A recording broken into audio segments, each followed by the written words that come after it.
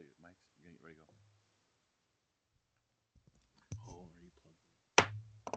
We'll call the meeting to order. Tiffany, please take the roll. Councilman Harjo. Present. Councilwoman Workla. McCarthy. Present. Council. Present. President, let the record reflect we do have a quorum for the Monday, June 29th special meeting for budget work session. I'm going to suspend the Robert's Rules of Order so the council could speak freely. And with that, Councilman Sanders? I'd like their contact. Help Mark Grubb referencing some offers in a con on record. Okay, Mayor. Okay. Same. Okay. All right, we're going to run down to budget item number 1, City Council work session. I think Councilman Harjo had a list of stuff. So with that, the floor is yours, sir. Yeah, so this budget change log was kind of a fairly informal thing that started last year. It was really just a tool for us to kind of keep track of proposed changes. Like I said, it was fairly informal and kind of chicken scratched out, in the moment. But in looking at the list, I think the first thing, we've got PD here with us. Councilman Sanders had discussed the salary budget line when shift differential topic came up. I think we have that to decide on technically. I think there was support for it. I just don't know that we voiced our majority support yet. So the increase of an additional $1 over the requested flat rate of $1. So council, you want to do $2? You want to keep it at the $1?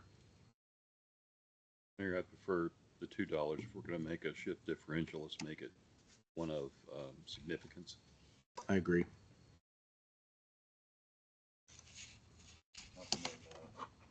McCarthy and Councilman. Sorry, just Mayor, just trying to pull it up.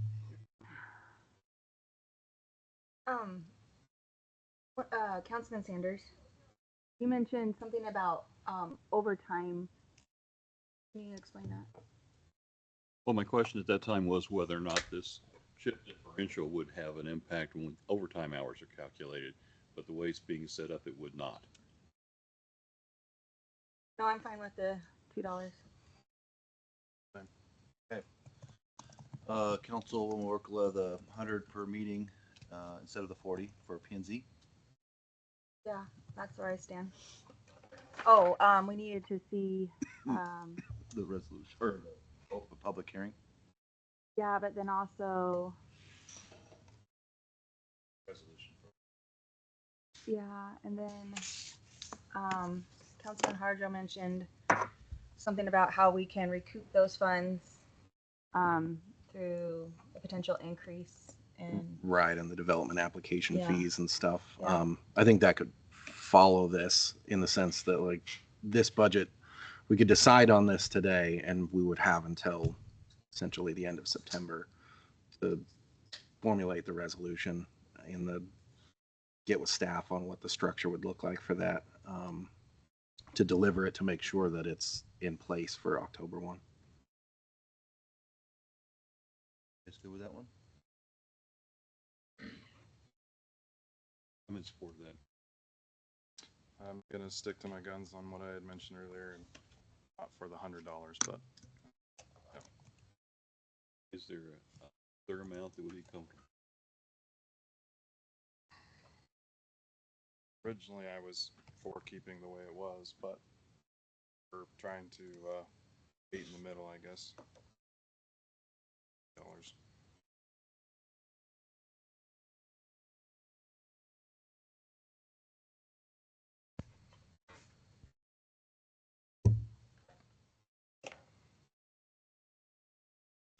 Harjo and Council, are you amenable to $80?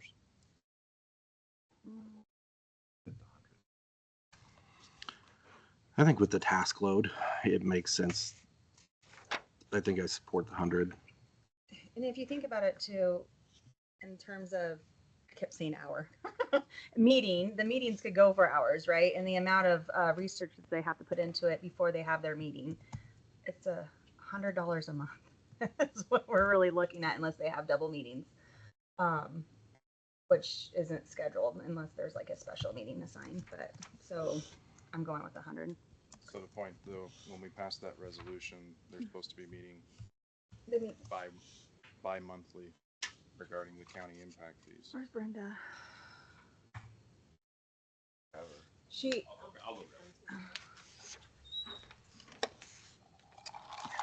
That was my question too, because when I did the math, it was like one meeting a month. But she says what's written in the resolution is that they plug in, they budget for 24 meetings a year, just in case, to give them that buffer if they need to have extra meetings in there.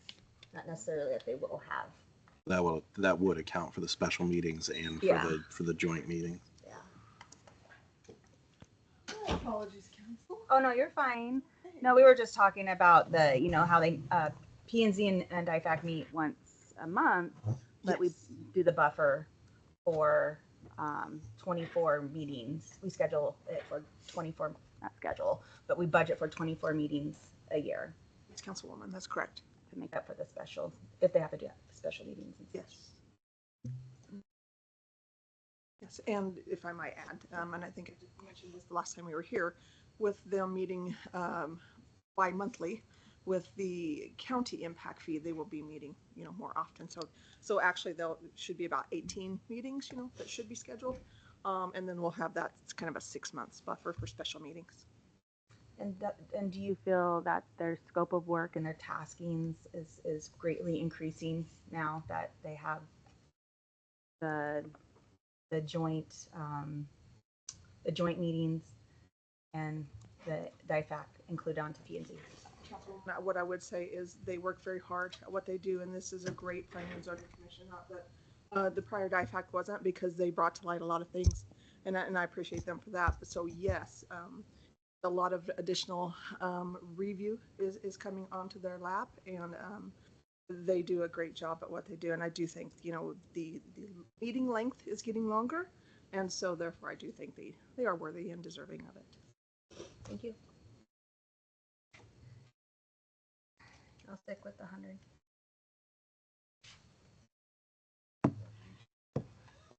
I can't do the 100, so where I'm at.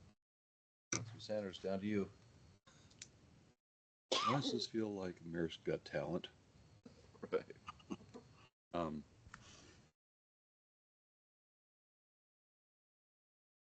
Looking ahead, realizing we're increasing the budget line on this item by 150%, 40 to 100, for the number of persons that are on the committee. It'd be 60 to 100. That's still 40 plus 20 is 150% of 40. The current is $60. So in the note here, I said the estimated change. Sorry, I scribbled this out. $40 per head per meeting increase. Sorry. Yes, I'm fine at 100. Thank you. Okay. Councilman Harjo, merchant servicing fees, be borne by consumer. I know I was in favor of that across all the functions of each department that uses merchant services. Curious where the rest of the council falls on that. Oh yeah, absolutely. That needs to fall on the consumer.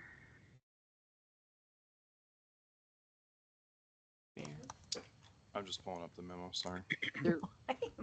Not with it this morning. I know Paula reached out to the merchant service vendor. They would get us what that percentage would look like. I reached out to legal, so it would require public hearing and resolution to establish all that. So, just so everyone is aware, there will be some.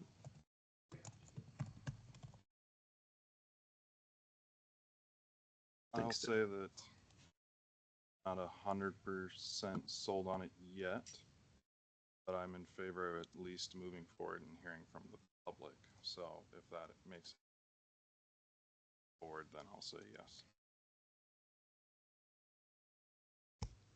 My comment on this one's gonna be pretty straightforward. For all the proponents out there that the government should be run like a business, every merchant I'm going to now is passing that charge off on me. So I would be in support of the city doing the same. Mayor and council, Park, I would need a decision today. If you don't want to do it, or you're waiting on more information, then I need to plug something in to pay that fee. Be fair for the departments. Again, Mayor Council, like the memo states, we're already at a negative balance in the current operating budget, so we would need to know those numbers if we're going to plug them. Like, if it's a no, like we're gonna absorb it back and do the legwork, then we're gonna. That makes sense. Did you get percentages? I think No, Mayor and council, I can forward you the email that came back from Invoice Cloud. I could do that really quick.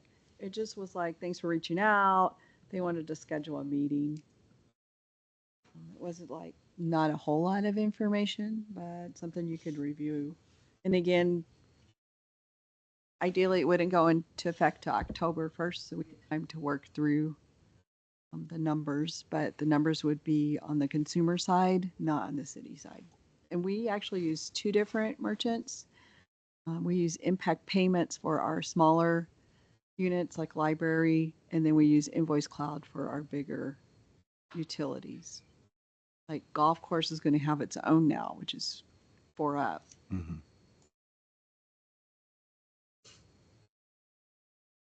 Paul, is this the email you just sent? Yes.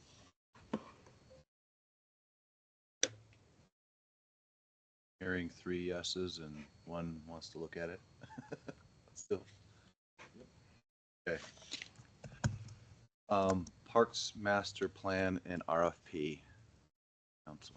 I think that was, I think that was a handful of us.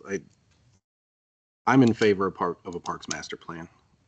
This is something that we've talked about for a few years. Planning and zoning discussed it at some point back in '23. We've danced around it for a while. If we have the funds to do it, I think now is an appropriate time to start budgeting for it and planning for it. Mayor Council, I did provide a little bit of a memo and did a little bit of research. There are 3 cities that recently did it, but depending on the scope of work and specifically narrowing down into some of the irrigation, it could get anywhere between 75,000 and up to 300,000, depending on the complexity. Sure. Looking at it overall, with all the other facilities stuff, and I do believe if we're going to do capital improvement and forecasting and planning, then the golf course should be involved in that too, not just the Parks Department as stated in my memo. So I place everything in the admin budget and wanting to do a phase cycle, depending if, like you guys had talked about, you have structural building and then also the exterior stuff. And so I did 100,000 for each of them in hopes by the time we get close to the new budget, get RFPs out, we're probably looking at the holiday before we have really good responses. And then it'd be the first of the year, get it before you guys for an approval on which one the committee would recommend, the evaluation group.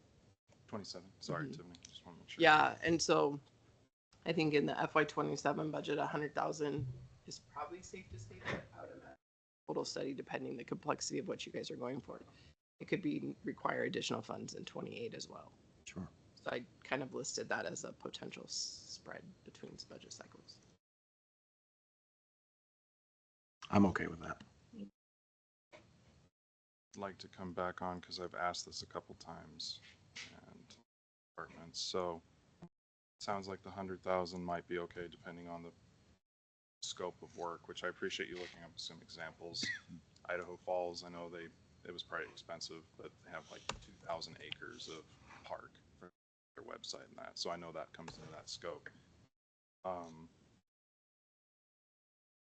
With the update on the Cassell salaries, I think we have a couple open positions that have been open for a while that I think conversation, at least in my mind, can be of, are there some of those that we can blank out to help pay for that facility study, or even in case the water study? And so that's something I'm very much interested in. It sounds like we have an interest to do these studies, but if it's something that we're concerned about coming up with funding for it, depending on the scope, I think that's definitely a question to have. Oh, appreciate the Councilman Harder brought this, that this has been talked about for many years. And those that certainly wish that I had come before this body before as a citizen and proposed doing a vendor bidding for legacy, and that maybe that could have helped with funding some of this, since that was a few years ago. But again, I think it's one of those that we have a few positions in parks, had a water operator that it sounds like we didn't even know was open in that. So those are the things that I would be interested to hear from my other council members if they're interested in that. You can't cross the line with water. Water's for the rate study. Back on different. We would, and this is just the facilities that maintenance person, I'm willing to sacrifice that if you want that study. But I don't think justifiably we should cut the park salaries. Like, they're in their busiest time of year right now, and they just lost a body. And they haven't promoted internally yet in hopes to fill in. So I don't think that's, on my side, as far as the human resource, I don't think that's the way I would like to see it presented. But the maintenance one, I can justify. Facility maintenance out of admin, which is also, I think, getting. It's split, correct? And this is, can we go back, Tiffany, since you brought up the parks? We have a parks foreman position Correct. that's open. It's promotional, yes. Yep. And then we have a park specialist that's open. Just lost that individual back in Just March, lost that individual. And technically split recreation specialist. which is and a parks. shared clerical body. Okay. And that person just promoted internally into another department. So those are just recent things that occurred. Well, I appreciate your willingness on the facilities. I think that that's for me Yeah. something to help with that. And by all means, I only am saying that because the way the facilities in the last budget cycle kind of worked out, like, he was helpful, but we're still calling third-party vendors to do the work. So Which would give us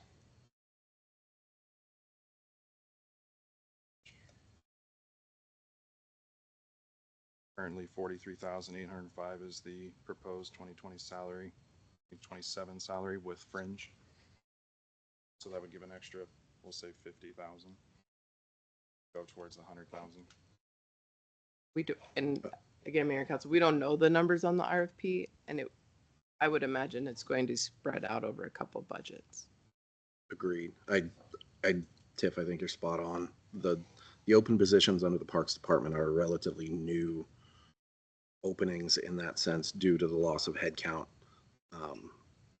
I'm not willing to give up those spaces based on the volume of work that they have to do. 160 plus acres of park space, plus all of the city facilities. Beyond that, I am in favor. I do agree. I think the facilities maintenance specialist was a good thing for a lot of departments, but if a lot of these things were contracted out, maybe that's a give and take place that we could pull from. Chris, do you have any opinion weigh in on?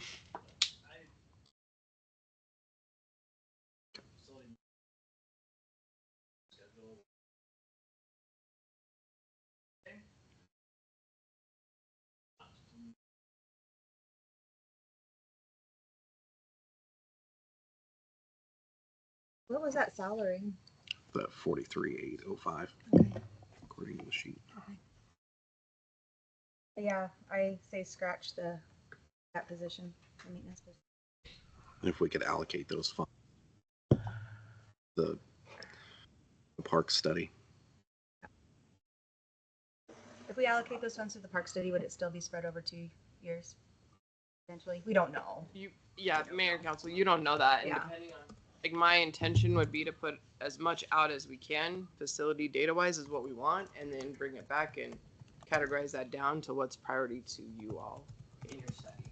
And likely is, by listening to you, it's going to take people some work, which I would imagine would take 2+ years to do. I would agree. But you would know you should know a good amount. It's like, I'm gonna antiquate it to like our pool when you did the design for the pool. Excuse me. When Cole Architect presented their design, they knew it'd be a 2-phase project, and they gave you what the total estimates would be in their first proposal. So you were able to say, like, here's 100,000 in this one, and we'll do 80,000 in the next one, or whatever that is, if you know what I mean. Like, I speak language sometimes.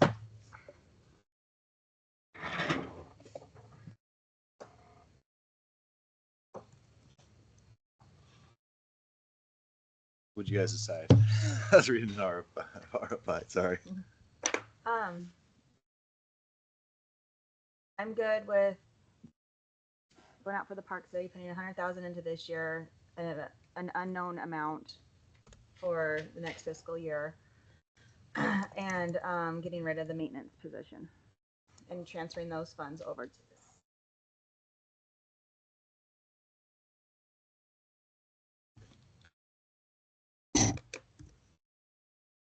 Tiffany, based on your research, that 150 you feel be a good start? Yeah, as low as 75,000 is, just depends how far in depth. And if you're gonna add play structures and all the other amenities and the irrigation, and if you add GIS locating to it, like it quickly climbs, right? And that makes sense to me. So. As I noticed, again, with those examples you gave, City of Rexburg, they had split up their costs between the county and all that, and I think it only cost them like $30,000, but again, it just depends on that scope, so. Exactly. Okay. I'm okay with the 100,000 and then cutting the position and moving that over to give us a good little buffer.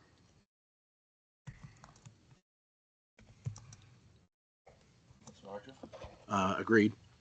Okay. Mayor and council for clarification, is 100,000 just for parks or 100,000 include admin building too? The admin's next. The Oh, admin's admin's in next. separate Okay. facilities. Next topic. But Mayor Council, just to clarify for Paula, we're gonna place that 100,000 in the admin budget for the parks one. We're not gonna place it within the parks budget. And it will be tracked administratively through our building. Okay. Okay. Any just reason just to make it easier or just? Yeah, for tracking it does, because I'm gonna be the one responsible to code everything out. And then it professionally sits within general. You're kind of talking almost the same pot of money. Honestly, if it is slightly at 120, the admin budget can handle that offset potentially more than works. Perfect. Listen up. Next one is 8510 in admin.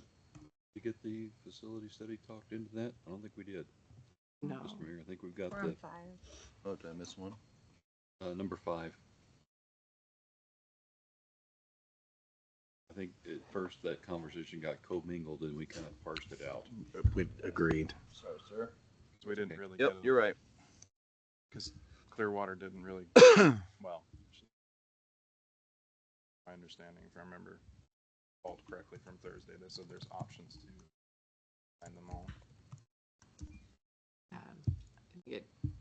A little bit I looked into comes out to like landscaping and land engineerings and design versus facility interiors. I did provide the estimates from Clearwater, excuse me. Originally when we were gonna do the 5 facilities is at 119,000, and just to do the admin facility was 90,000, and then take it a year later into consideration. So. You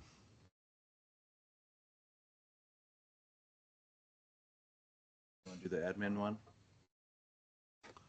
I'm of the opinion we should be doing the admin one. Doing that based on considering the rate of growth amount of work, we talked about the amount of work just from having P and Z combined. That's going on in our own departments as well. We're not prepared, we cannot be prepared to grow if we don't know where we are starting. Why I would like to see the facility study done. Just like we asked developers to plan.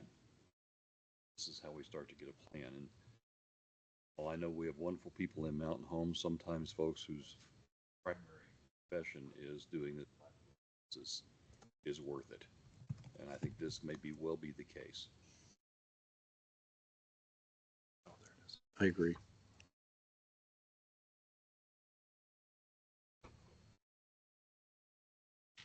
How much money? Mayor Council, I suggested 100,000 as well. Again, understanding it would be phased out.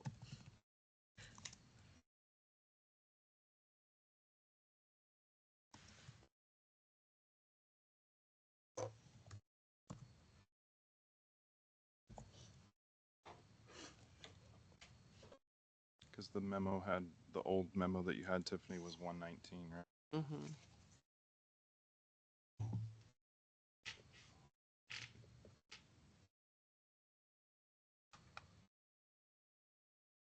What was the piece under there, Tiffany? They were talking about, it says other cost. Expenses such as travel, meals, communication, print, software, data source, goes on and on. Says these costs will be paid by the city to Clearwater Financial. Those are really 119. You would, whatever, like, that's what you would agree to is 119. If you would, if they would have signed that document, you would have paid them 119 to do the internal work. But some of it could be, it's not uncommon in industry that like travel is paid separately outside of that contractual agreement.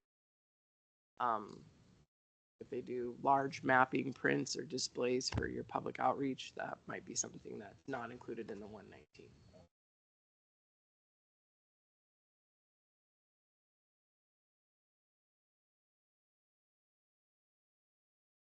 So Tiff, should we plug 119 in there then, rather than 100?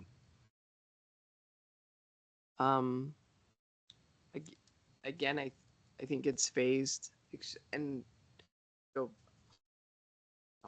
like it's like the task orders. I know you guys don't prefer the task orders that say $200,000, but in this industry, they bill us for the time service because they're doing it for such a duration of time. So it could come back at 200,000, but we're going to have 100 now in this obligated budget, and then work into FY28, knowing you got to budget another 100,000 to pay the remaining balance of the study as they work through it.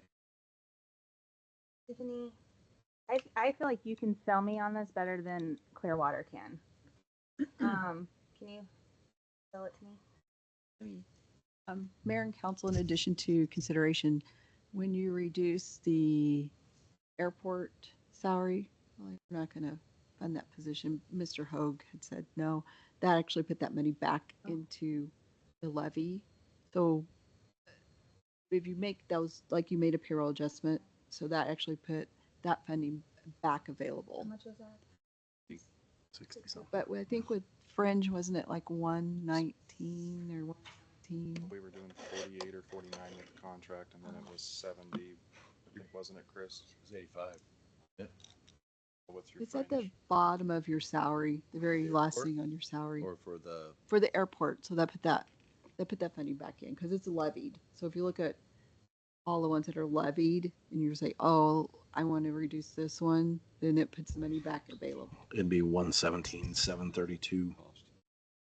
didn't we put in at 85? But the fringe puts us at 117. 85 without? Yes. Turned it to like 117. Yeah. 43 is fringe, right? Yeah. That's what you've been using? 121.55. See, there you go.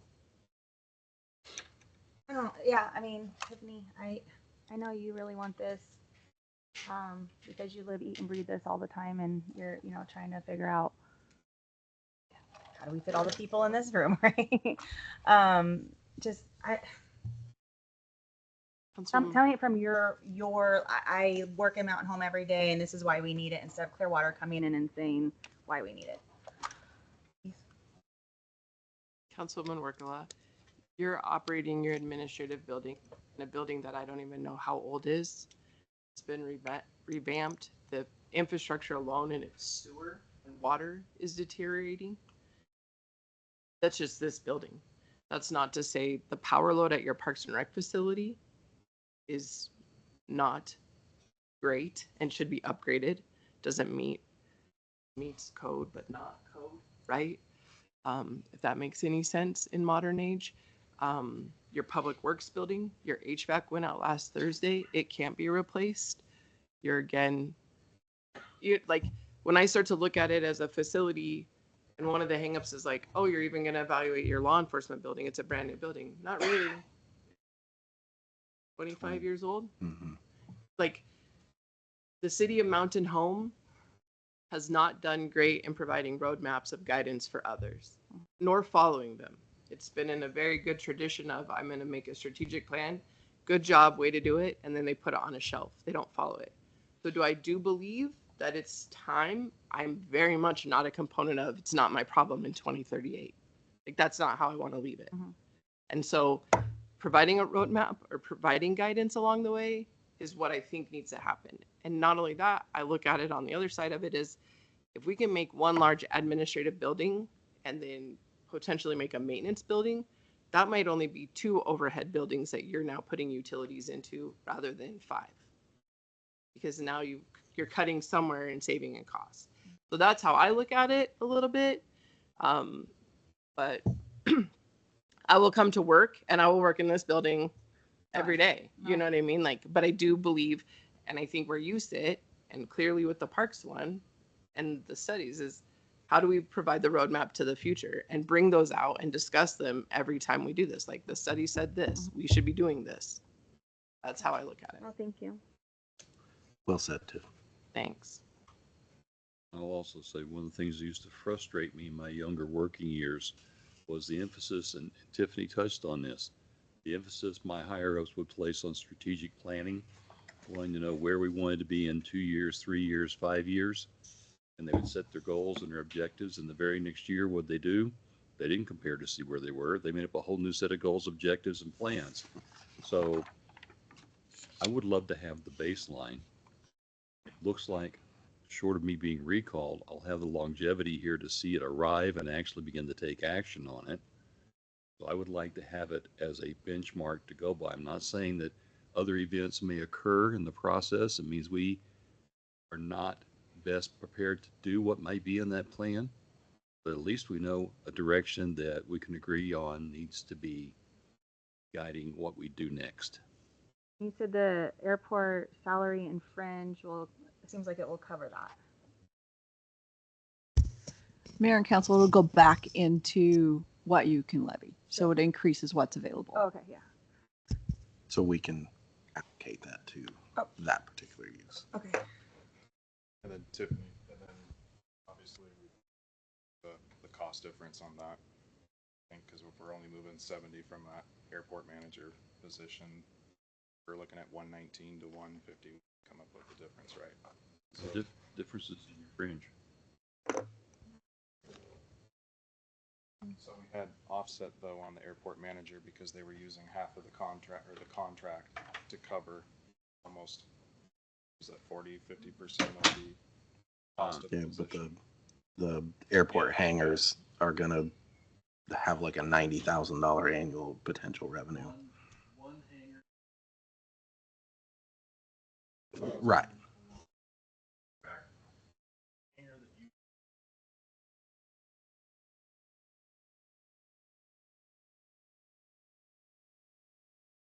So the anticipation then is the anticipated income plus the salary return. Right. But I go back to trying to keep things consistent. If we're expecting income on that, in other discussions we've had in other departments, that income was not available to us in the current fiscal year. Is that different? That hangar, that rental? Are we going to be stuck where we can't use that money until 27, 28? It would still be, Discussion we had with merchandising in the golf course, they could not turn that around in the same year. If we're talking about anticipated revenues, are those funds going to be available to offset those costs in this current year we're planning? I definitely get where you're coming from, but the concept of the retail turnaround or restock is different than funding the contract role that we're already under. I'm talking in terms of the anticipated revenue that hangar is supposed to bring in to Right, offset. but we would actualize that as revenue in FY27 regardless of the outcome of this anyways, because it's already built. Oh, do we but have applying access it, to spend like, that revenue is my question. Mentally applying it to cover the contract costs. We've already committed to the contract through, I think 28 or 29 is when that contract is up. So the immediate revenue use from the hangar, we don't necessarily need it in that. I mean, not that we don't need it. I'm trying to find the right verbiage here. Like, its direct application to cover the cost of the contract is kind of not comparable in that sense. Like the retail need, if you sell out of all of your retail items in merchandise and you wish to continue the retail operation, you have to restock. That's why we set the capital reserve aside.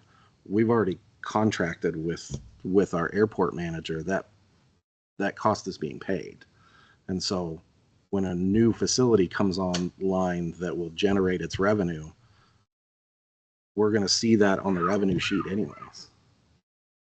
So I don't know why we need to like apply it to that, because that's revenue back to the bottom line.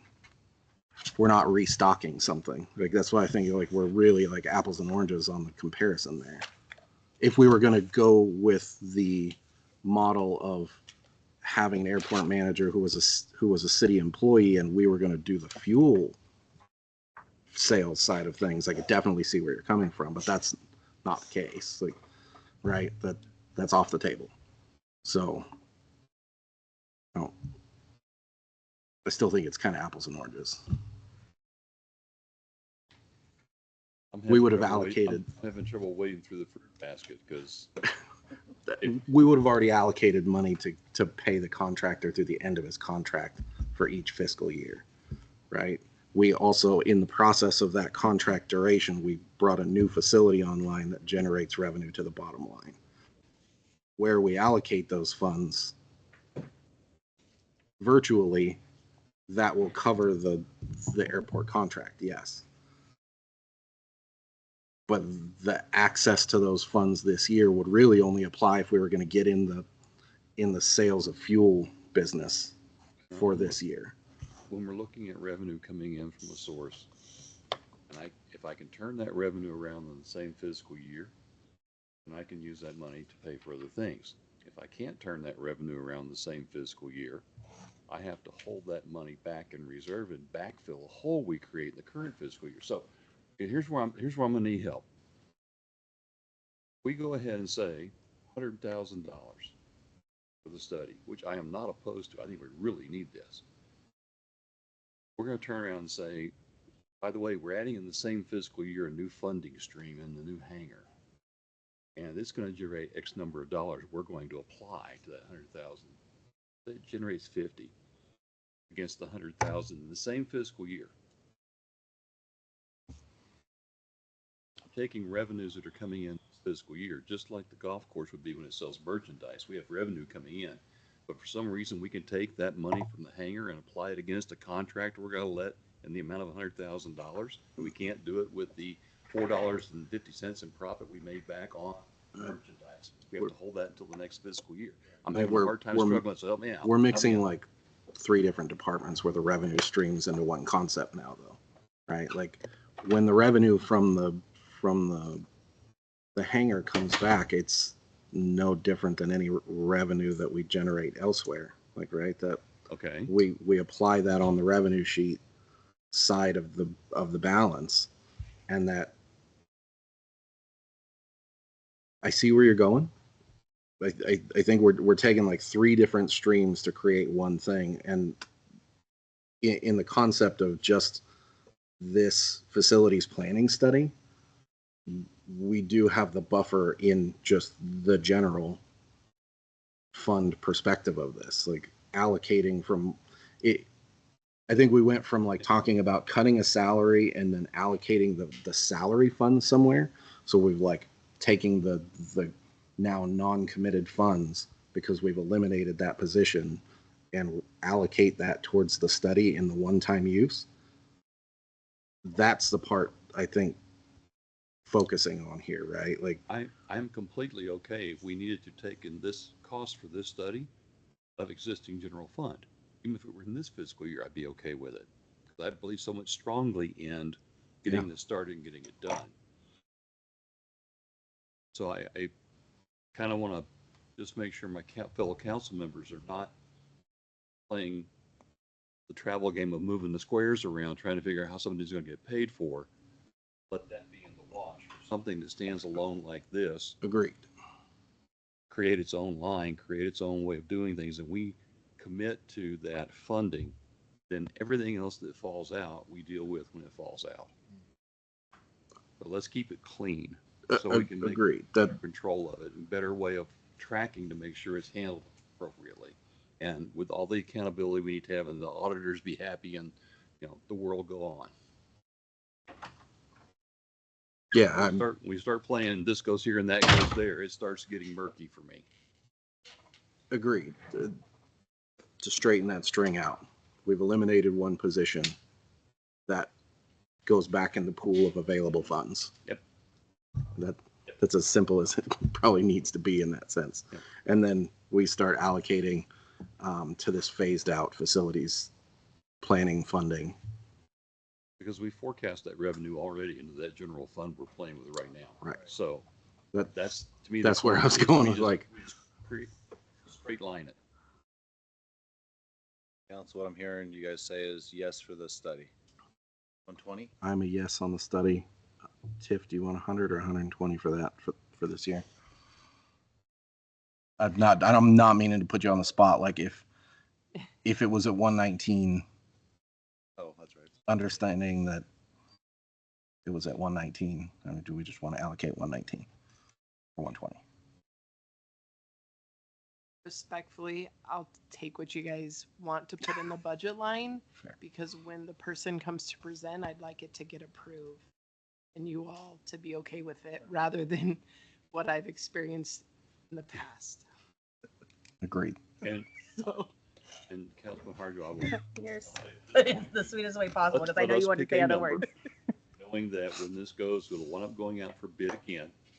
Don't know what the return on that's going to be, and more than likely we'll have to readdress anything that comes in higher than what we need as a separate issue. So I just like pick a number, any number, because it's all subject to change without notice. Put Or a upon notice. 100 down. Good with 100. 100. Okay. Nice even number. I like it. So council, I'm gonna throw a caveat. So we didn't go out for an RF. Well, we had Clearwater because they're already our financial advisor. So are you wanting us to go out for a true RFP? we can. Yeah, I think Okay. we need to.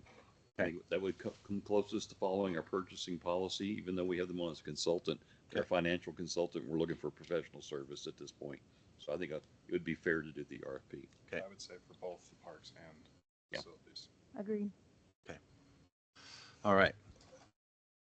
Yay. Number Congratulations. Can I, number sorry. 6. Oh, sorry. just to go back, on the Parks Master Facility Study, can we include the golf course? Yes. Honestly, I'm for that. I think it needs to be. Go in the direction we're going with the golf course, absolutely. Yes.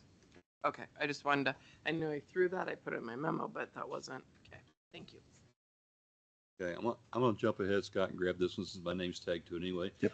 Folks, this was a straight line analysis. We've used less than $100 in this line for the last several years. Holding 5,000 against it makes no sense to me. I don't want to get rid of it entirely because sure as the world, something come up and we wind up needing to actually use some money in it. So I just wanted to cut it back by $4,000. I'm good with that. 1,000. Agreed. Number 7. I had this. I just wanted clarification, which Amy, thank you so much for coming last Thursday, and yeah, I'm good with it still being in there. So So you're good with the payoff happening? Yeah. Okay, I can agree. Same. Agreed. Eight, yeah, sorry, eight. She's like, stop being so easy on me. You could tell us about, your history when we talked last about how you all were painting and everything up at the police station and maintenance and all that. We could, if you'd like to throw some time, help with the argument for the facilities plan. Council, I think this one was put in here just to make sure you're copacetic, removing the lessons, the city gets full revenue of that city lessons. Correct. Okay. Is everybody Oh, yeah, I'm sorry. good with that. Okay. verbally good with that? And then we'll readdress next year if so be, right? Okay. Number 9. Jake's, at 25, Jake suggested 8,000. Council's asking for more information and context for the, I think it was your, yeah, I think part of it too was if as we're moving to the new model, we're adding another professional. Professionals need to have their CEUs, they need to have their registration, and sometimes that requires travel, especially in the nature of this business. So I think we originally questioned whether the amount being requested was sufficient. We wanted a little more information on what the anticipated addition would be with a new professional on board. Jake, did you itemize everything out? Like, I printed off what we did this year, and then I kind of went back and went to my stuff this morning on my dues costs or assistant equipment manager. I actually reached out to TJ and got the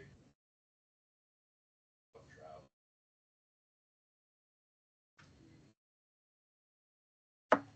I came up with around. This was without the travel for the pro and things. I came up with about 55. Tiffany, and I talked to Tiffany this morning. She actually added some travel. I would think it'd probably be fair if we just did kind of what she went with, $5,000, and then the 1,200 more. I'll take over. You're doing a really good job. We'll just keep you going. Mayor, Council, Paula and I on Friday looked up what the dues were the last time we paid them for the contracted pro. Jake's right. It's rough. It's increased about $20 to $40 a year every time. And then we just put a $1,200 travel expenditure if specific to the pro, if they were to travel. That would be lodging, meals. so if we kinds say of things. 6,200, then That's where Paula and I put the number. Was we did 500 in the certificate was the number we did to go to a round number, and then we did 1,200 in the travel. so 6,200. I'm okay with that. On my side. Thank you, Councilman McCarthy, for asking that out, because I think there was a point where we almost were going to say 8. So that was good. Thanks. So staff's estimation is 62. Mm-hmm. Would be additional 17, right? 1,700, And right, that's, Paula? and that's a really good estimate based upon the information we have historically. Yeah. I'm just concerned a little bit with travel costs. Airline fares have gone up substantially since then. No. I'm just saying, I know you're so good at creating a buffer, and that's where we differ. Is that if you have this much to spend, you're gonna spend this much. If you have this much to spend, you're gonna spend this much. So let's rein that in some, because we have been. I feel like a lot of these things here is hurting me, but I'm going with it. Okay. hey, I will, out of respect for other sensitivities, this one I won't feel nearly as strongly about as some others perhaps later on, so we'll ease your angst and say I'll go along with it. Thank you. okay. I have to say, Mr. yeah, McCarthy. I'm glad, Jake, thanks for getting that down from the 8, because I was struggling with the 8. This weekend, sitting there going through the numbers, it's one of those that on that salary, or not salary, excuse me, our revenue to worksheet, that transfer way off to the right there, the 193, I felt starting to really climb up there. So I definitely can't do the 8. 62 is a little bit easier. And I'm kind of splitting hairs here, but just for my peace of mind, originally had it as 2,500. Right? Down to 20. Says here it was 20. But it came down for 5. Staff's recommend. Historically, FY26 current was 5 though. That's what I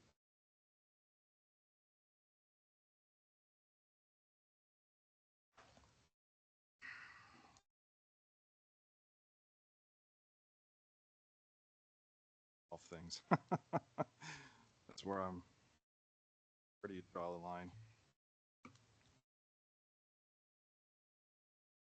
I Well, know for how this you one, I feel. just did it I know how you feel. So 6,200. Jake needs 5, okay? Jake needs 5 just for his Right. side of things. Now because we took on, or the city took on, I know it wasn't our choice, the city took on the golf course, you know, as a city-run entity. We have to now give them what they need to run successfully. I know it gives us heartburn, but we can't just leave them high and dry. And so now if they have a city employee that's a pro, he needs to see. I know. That's why we have not just Jenny running the city. We have a body running the city, right? Making choices to help with the checks and balances.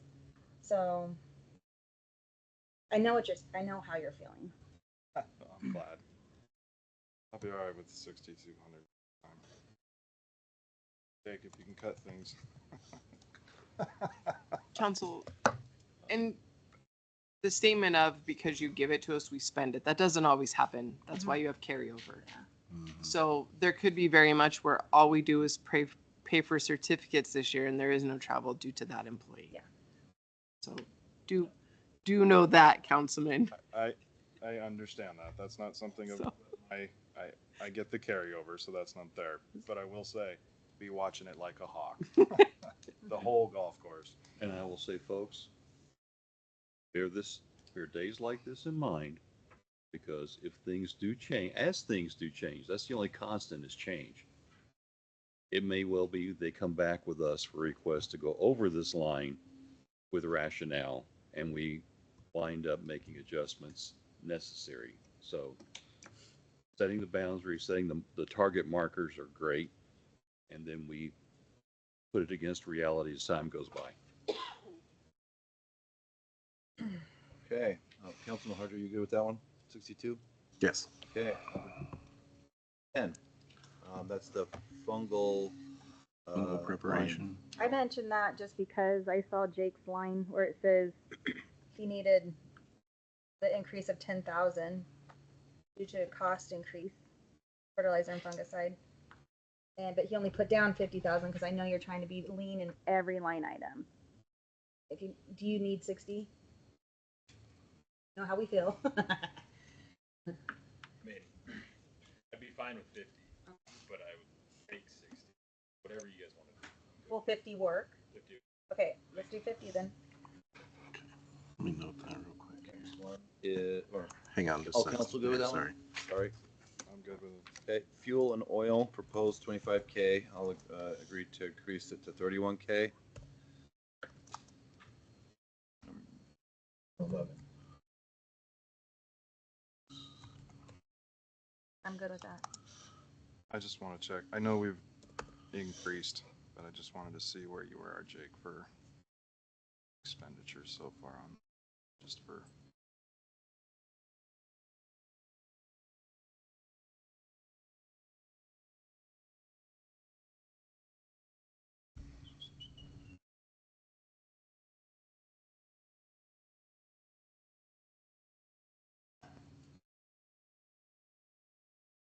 Right now, this was June 18th, so we've got a little time. We probably already hashed this out, Jake, but just to ask, so we're going up, but you're about, according to this report, you were at 40% unexpended. expended, excuse me. The old 31,000 is enough? Is there wiggle room there? Going up another And 6. I'd be fine with leaving it what it's at. 25 I just or don't think we, or 31. I don't wanna cut it. Right. I don't wanna cut it. I No, think no. that's what it was. I think you had proposed 25. Remember right? And I Yeah, so What does he was need the it? 31? Yeah. So it was previously Yeah, 31. he proposed a $6,000 increase. And on this one, we guess is five, Right. but as far as looking at their expenditures, this is one of those lines where to really get into the weeds on this, you need to go back and do a quick graph on the amount spent each month, because this is a seasonal operation, more so affected than kind of like parks. You're not going to see a lot of their budgets expended early in the year. You're going to see it happen right in the heart of the year when we're trying to set next year's budget. So it does make it a bit of a crapshoot in a way. This is the other line. Council wants to leave it at that. I would not be opposed to that. I would also say I would not be surprised that next year, if the rates keep going up in any relation to what they've done so far, that this will be another potential line that could go overdrawn and we have to address. Every other department, we asked this question and we gave them what they needed. And so for a department that uses a lot of fuel and to go down 6,000, that's silly. Well, yeah, so I think we should leave you at 31,000 as you had last year. Because forecasting what you have in the next 3 months of this fiscal year, you'll probably use that, right? Okay. I think next year, I mean, we're hoping that we're pushing. Just curious, Jake, because you had for over under for last year's budget, we were over $10,000. So that's why I thought when we had this conversation last week, that's why your recommendation was from going 31 down to 25.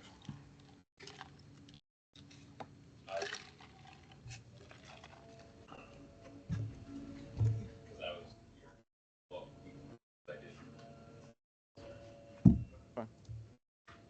I was under on that one. Over or under, yeah. Yeah, Sorry. it was under, not, Yep. I didn't overdraft, Yep. yeah. That was under. So Fuel prices were significantly different then. I mean, I looked at the sheet, right, so I think you know about it. Okay. Should, I worry fuel from more revenue that we will, 31 should hopefully go. Okay. Especially being under last year. Yep. I think we're gonna be right on the money. And you had that carryover of 10 from last year. All right. Stick with it. So we're leaving it at 31. 31. Council? Yeah. Sandra, Councilman? Okay. Yep. The janitorial line having its own GL. That was just a shift out of Okay. one to create a new GL, knowing that those janitorial costs were kind of getting intermingled with repairs and maintenance cost. That's right. And they'll make it cleaner accounting. Yeah. Get the dad joke, cleaner, janitorial. Yeah. But Thanks. Try the veal. yeah, no, I agree. Okay. The irrigation pump house. I think Jake has a quote for you Did guys. you see Rod? He's shaking his head at me. One from Yeah, we got that Thursday. I've reached out, but I haven't heard back from anybody. I just made some. The only one I've got is begging me. I mean, obviously.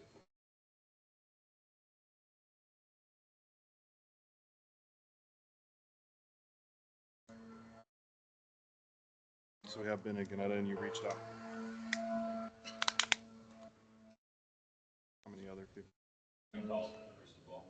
That's the only one I've so far. Just call. That's it. So I guess the question is council, do we want this for sure? And we just need to go out for quotes, or are we questioning even having it this year? Because we didn't have it last winter, right? We made it work. No, we wait. I put, we had our old building, right? And Yeah. it's covered the old pump. When the new pump came in, I took kept everything off the old building, Right. like the tin and everything. And then I purchased, like a lead tube, Mhm. and I used the old tin and wrapped that. And I got it into the, That's working. it is It- right now, yeah. have you seen it? Well, It's like T-posted to the ground and Hey, baling wired Don't together. be knocking those Hey, T-posts. Listen, They- like those T-posts, They you- made it through that windstorm. I was gonna say, I Like- will give him Come on. that. he's actually he called me about it. He says I- he's proud of it. So watch. I, you I might hurt am his I am feelings. proud of it as well. Like you drove those in deep, That thing but stayed through those. That was the one thing I asked. but tell me you weren't crossing your fingers through that though. Oh, I Right? was. So I your was. designs for that, Jake, or? T-post in the ground like 3 feet. Perfect. I mean, it's done its job so far, but it's not the We long-term gotta give it to solution. Jake when he says, "I'll make it work. I'll keep making it work." So Agreed. Mhm. We If invested you need 300. something long-term, definitely. Yeah. I mean, it's up to you guys if you wanna, but now, I mean, I'm fine with whatever. We- That's your guys' call as a council. Make a decision out there, and so, it's up to you guys. I'm totally fine with however you wanna go. I'll keep it, even try to do some, try to bust out, but I think I we don't wanna make a call on that one. we invested $300,000 in an irrigation pump that needs to last us decades upon decades. yeah, I agree. Is I it- would rather have it protected now than exacerbate problems for the future. And so 20,000 is what you're asking for. Yeah, so Beganetti came back with that quote at 18.5. Yeah. So I would assume he's coming in at that. Construction would come in at 19.9 or 17.9. I trust the administration to take the appropriate actions in accordance with our purchasing policy to handle that end of it. I'm kind of with Scott. The fundamental question is, do we keep them in a tent or do we give that place a house? Not a mansion, but proper housing for that investment. And I'm inclined to go, yes, let's finish the job off the right way. Got started down it, close it out, and let's start expecting to see the results of our investment in it. No, I'm inclining to lean that way too. My question to the council is this something that you'd like to see on the next council agenda, or you want to put this in the October next year? As in Current fiscal utilizing current fiscal budget funds. budget. Yes. What do we have? Where would we pull that from, you think? Contingency is probably where I would. Which right now we're showing as carry forward in the budget we're setting. I'm not opposed to that, frankly. I mean, like to use contingency for that. I don't either. I'm worried that if those T-posts don't hold, right, and we get another windstorm like we've experienced several times, even just in this calendar year,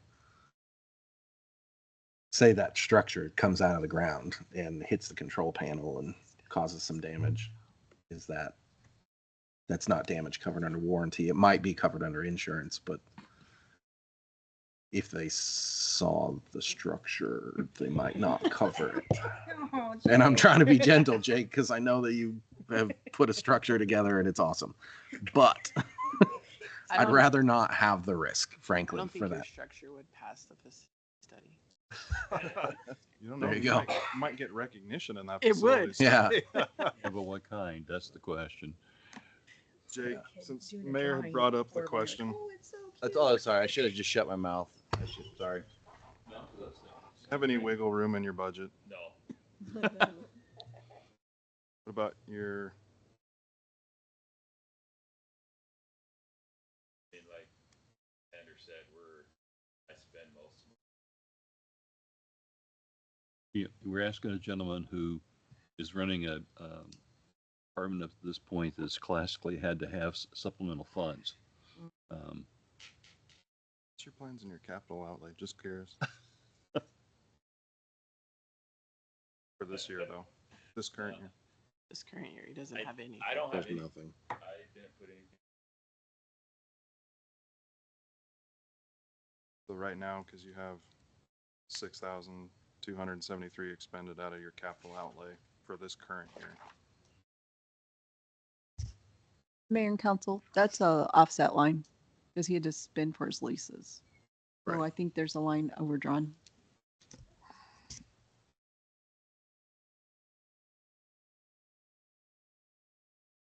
Over in equipment, Paul? There was a memo given earlier in the year. Yeah, there's a memo addressing it. Trying to remember, I have. So we expended all his capital outlay for those leases to put, yeah. We had to buy out a piece of equipment and that in turn is offset. There may be more lease payments before. What's in our contingency right now? So it's like 276, 73. I can go grab it real quick. I know, right? Last year, Councilman 300? McCarthy has his. Do Oh. you have your expenditure sheet? It's Yeah. on that. I didn't bring mine Oh. in because mine's 4 days behind. I'm kidding. I just put it in the drawer and never got it. Fine. I'll go grab my budget. Found is that. it on here? Paul? Oh, yeah, there you go. Just go, no, to the very first page. Talk about asking about the-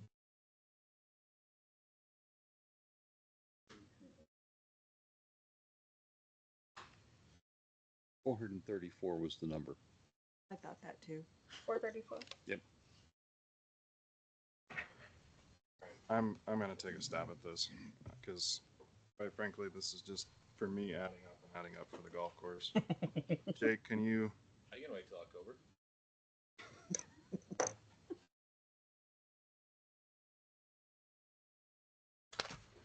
bring back some quotes? So we can look at this current, But Paula still needs to have a number, right? In the budget. I'm saying taken. It depends on council's decision. If you're paying for it this year out of contingency, I don't need to plug anything in for next year. And if you're not, then I need to know if it's moving forward for next year. I would like to see this done before winter hits. I'm okay with It's kind of what I'm contingency from FY26. Not that I hope we get another mild winter like we've had, but Right, yeah. right. The last time that I've had weather this cold this late in the year, close to July, was about 1985, and those of you who remember 85, 86, in the winter piled snow so high they piled it in American Legion you couldn't see opposing lines of traffic. Yeah. That happens only once in a great while, but great whiles are becoming much shorter in duration of the last several decades. I'd like to see this done. Just, if nothing else, to be able to put a pin in this whole upgrade of the pump system.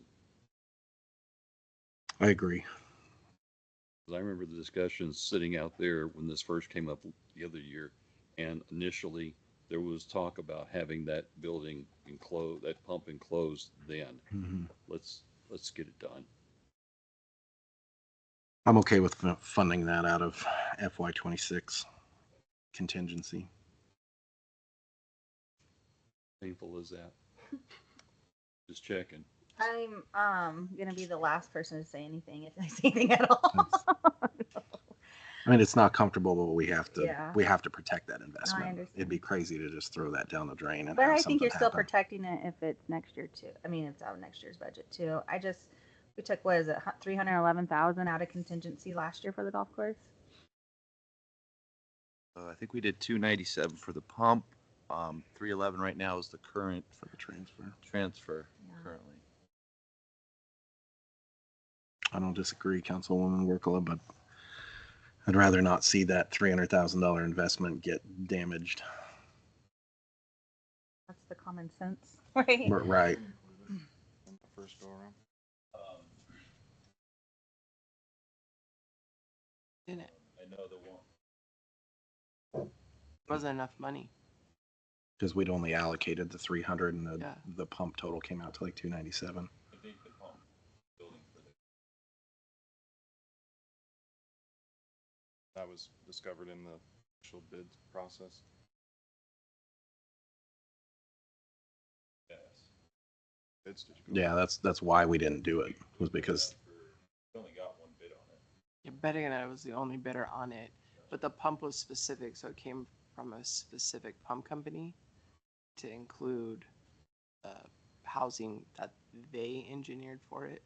It put it way over the top yeah, it was like of price. 50 or budget. 60. Yeah. So now you're ultimately Betting and I is coming in separately outside to come. You know what I mean? It's not included in. And so that was smart, I would say, right? Like, just don't go with the company's 50,000 and wait and see if we get a better deal at 18.5, right? So Mhm. fine. We can take it out this year. I'll leave it. I'll let him. May I bring it back to the council meeting for a Yes. separate vote, please? Yes. And then in the meantime, Go ahead, I'll reach zero. out to get more bids. Yes. Well, make sure you're following the purchasing policy of the city. That's all I'm gonna say on that, because that's administration on that side. And if you don't let us find out, because there'll be hell to pay.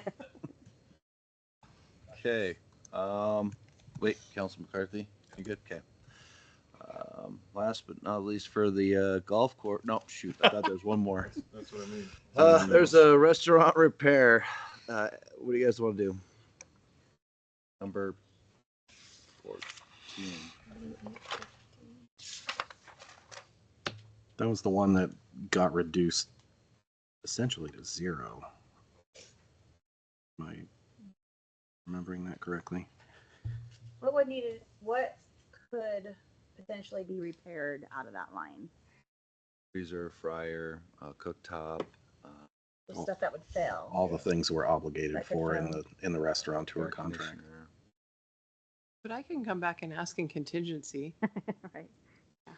I mean, and that, frankly, that's kind of the purpose of contingency in that sense. I mean, we could budget for it in the what if, or we could say a lot of what's in that restaurant is of a newer generation. Maybe we can have some confidence in that for this year and draw that back down to zero. And if something fails, then we know at this moment that we're going to have to bring it back. But the question at the time was the timeliness, because we only have 7 days in the contract. And I think that's why that note of the budgeting 10,000. So like you can see it from the like, well, yeah, we can be confident in the thing, but if it breaks, now we've created There's kind no of way some we could get it in bureaucratic stumbling 7 block days that we couldn't deliver it. if we have Question. to pull from contingency to replace it, right? That restaurant equipment, what would you expect, generally speaking, very general, 1,000-foot level, if we had to replace everything in that kitchen you're looking at? If there, and here's kind of what I'm thinking. Fire in the building, large storm, damaging winds or hail. If we had to replace the restaurant equipment, the freezer, the stove, the cooktop, would that number be? Just a general, just a cooktop alone, like the hood is what, 50 grand? No, the hood, No. I measured out the hood last year. You're pushing 70 to 100,000 to bring it. Now, like Up the code, yeah. if one of those catastrophic events happened, that would be the insurance and side everything of else would take things. it. But still, insurance come back as reimbursements, wind up incurring a cost while we go through the administrative paperwork of getting those Agreed. Yeah. insurance policies to pay. Is there So, between 20? I bring that up simply to show our council members that, yeah, in a way, it's kind of padding, if you will, the budget a bit. But in terms of immediacy, I walk through American Chef all the time. I go through Kitchen Supply because one of these days I'm going to build myself an outdoor kitchen.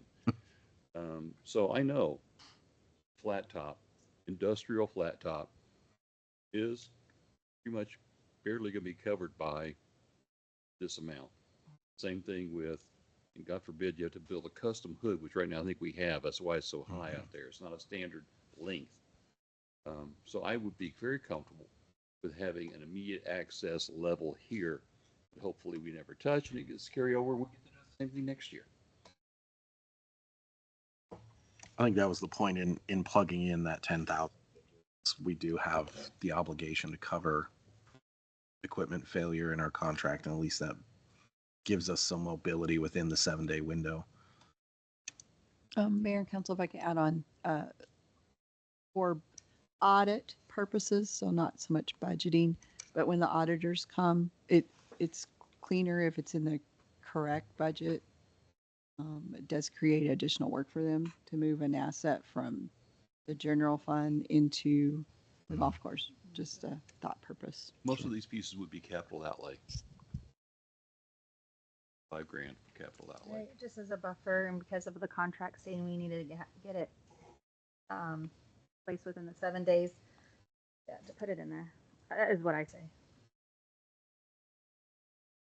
10. I'm with you. Councilman, Sanders. McCarthy? Yeah? Okay. All right, last but not least of the golf course, the pro shop. I think we had pretty well settled on these numbers. Okay. Am I mistaken, council? No, I think we all agreed on that. And Yeah. let's color that green and go on. Okay, Wait. 16, the gas and oil, you guys were What did we good? not do? Paula, Mayor and council, I just have a question. So I do have the 20,000 in pro shop merchandise. And then how did you want the 25,000 recognized in admin? Is it okay just to say contingency and then you guys know that's where it might What do you come want, from? Stephanie? You want another GL? Would it make it cleaner? Oh, You're the one Does that it- was in charge of it. Would it be You're cleaner the if it had its firewall. own GL? that's what I think thought. it should be reserved. Yeah, I don't know if we want to bundle it all together. okay, so a separate separate GL, line please. recognizing it? Yep. Perfect. Okay, number 16, those were all, you guys all agreed, I'm assuming on those for the gas and oil. Good? For the, yeah, water. And I'm assuming that was yes, I'm sorry. Okay. Yes. And then 17, the, water rate study, increased by 60K, We were all good with that. okay? Mhm. Mhm. I have questions on that. Just because we brought it up earlier with the water operator position. We can't afford to give up. Chris, how long has that position been vacant?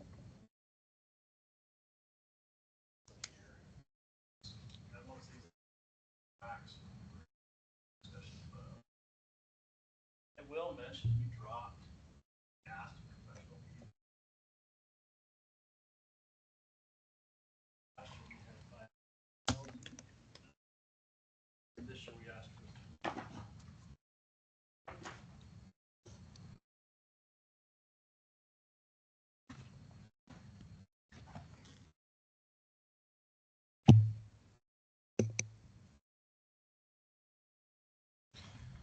I'm just going to say it for the record. This is my piece on this. Been watching Chris, and thank you for keeping that up to date. The work that's being done on Railroad Park.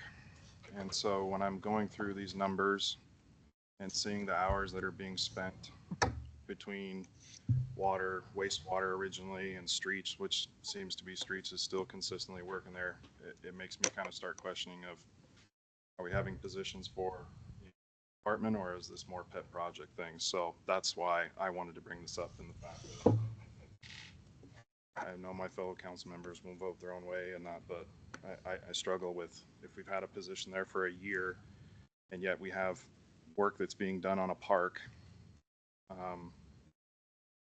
I think it at least warrants the question of, is this really truly needed?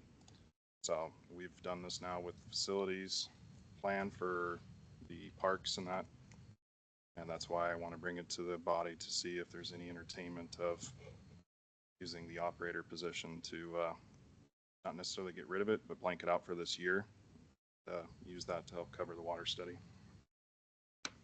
I will say, council, let's say we lose a water person. So the hard part about water, wastewater, people is you don't even are allowed to go after a cert until you've been there a year. And then after that, I think you have to be another year and you go for your water one.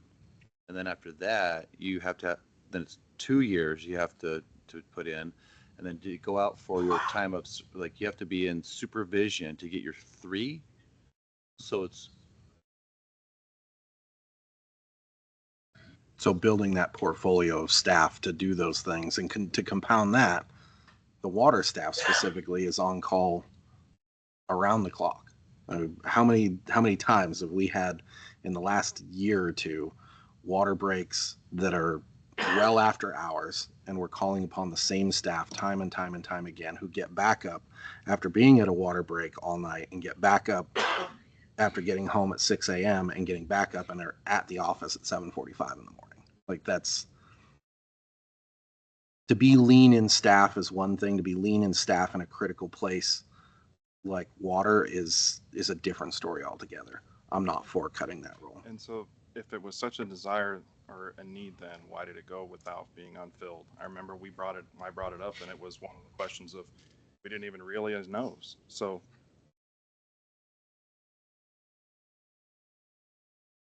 it kind of makes me come to the question of, if it's one of those that it went unnoticed, how do we make the argument for it needed now?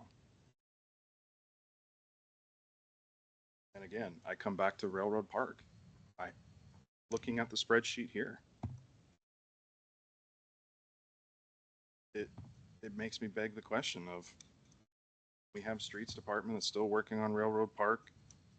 We had water and wastewater for 3 months. I mean, these are questions I think that are definitely should be discussed. So, Well, thank you for bringing that up, because that's one thing that I was talking to Councilwoman Garvey about, former Councilwoman Garvey, recently, about, because she approved the in-kind work.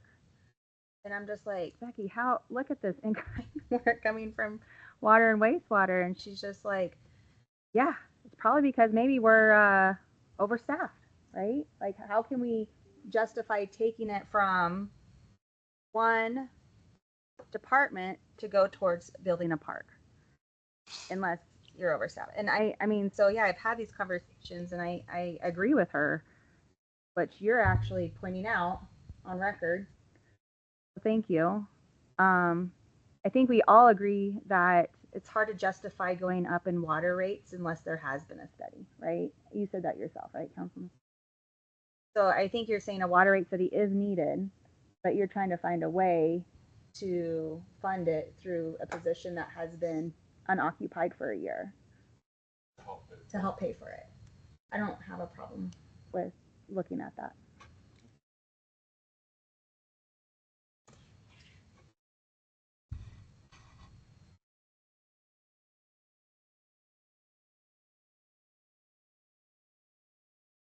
I'm not sure I'm gonna like what I'm about to say, but I'm gonna say it anyway.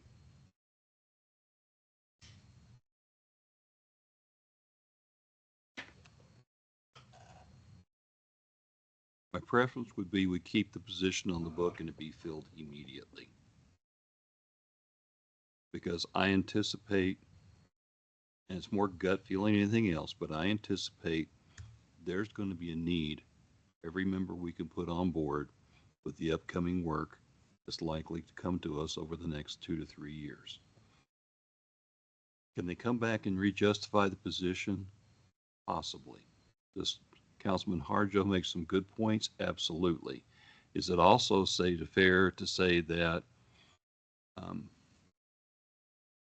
part of me would be, and no disrespect to anybody in the room, especially the Director of Public Services, but if I had a position open for 9 months, I'd been clamoring to get that filled out of the fear it would have been, yeah.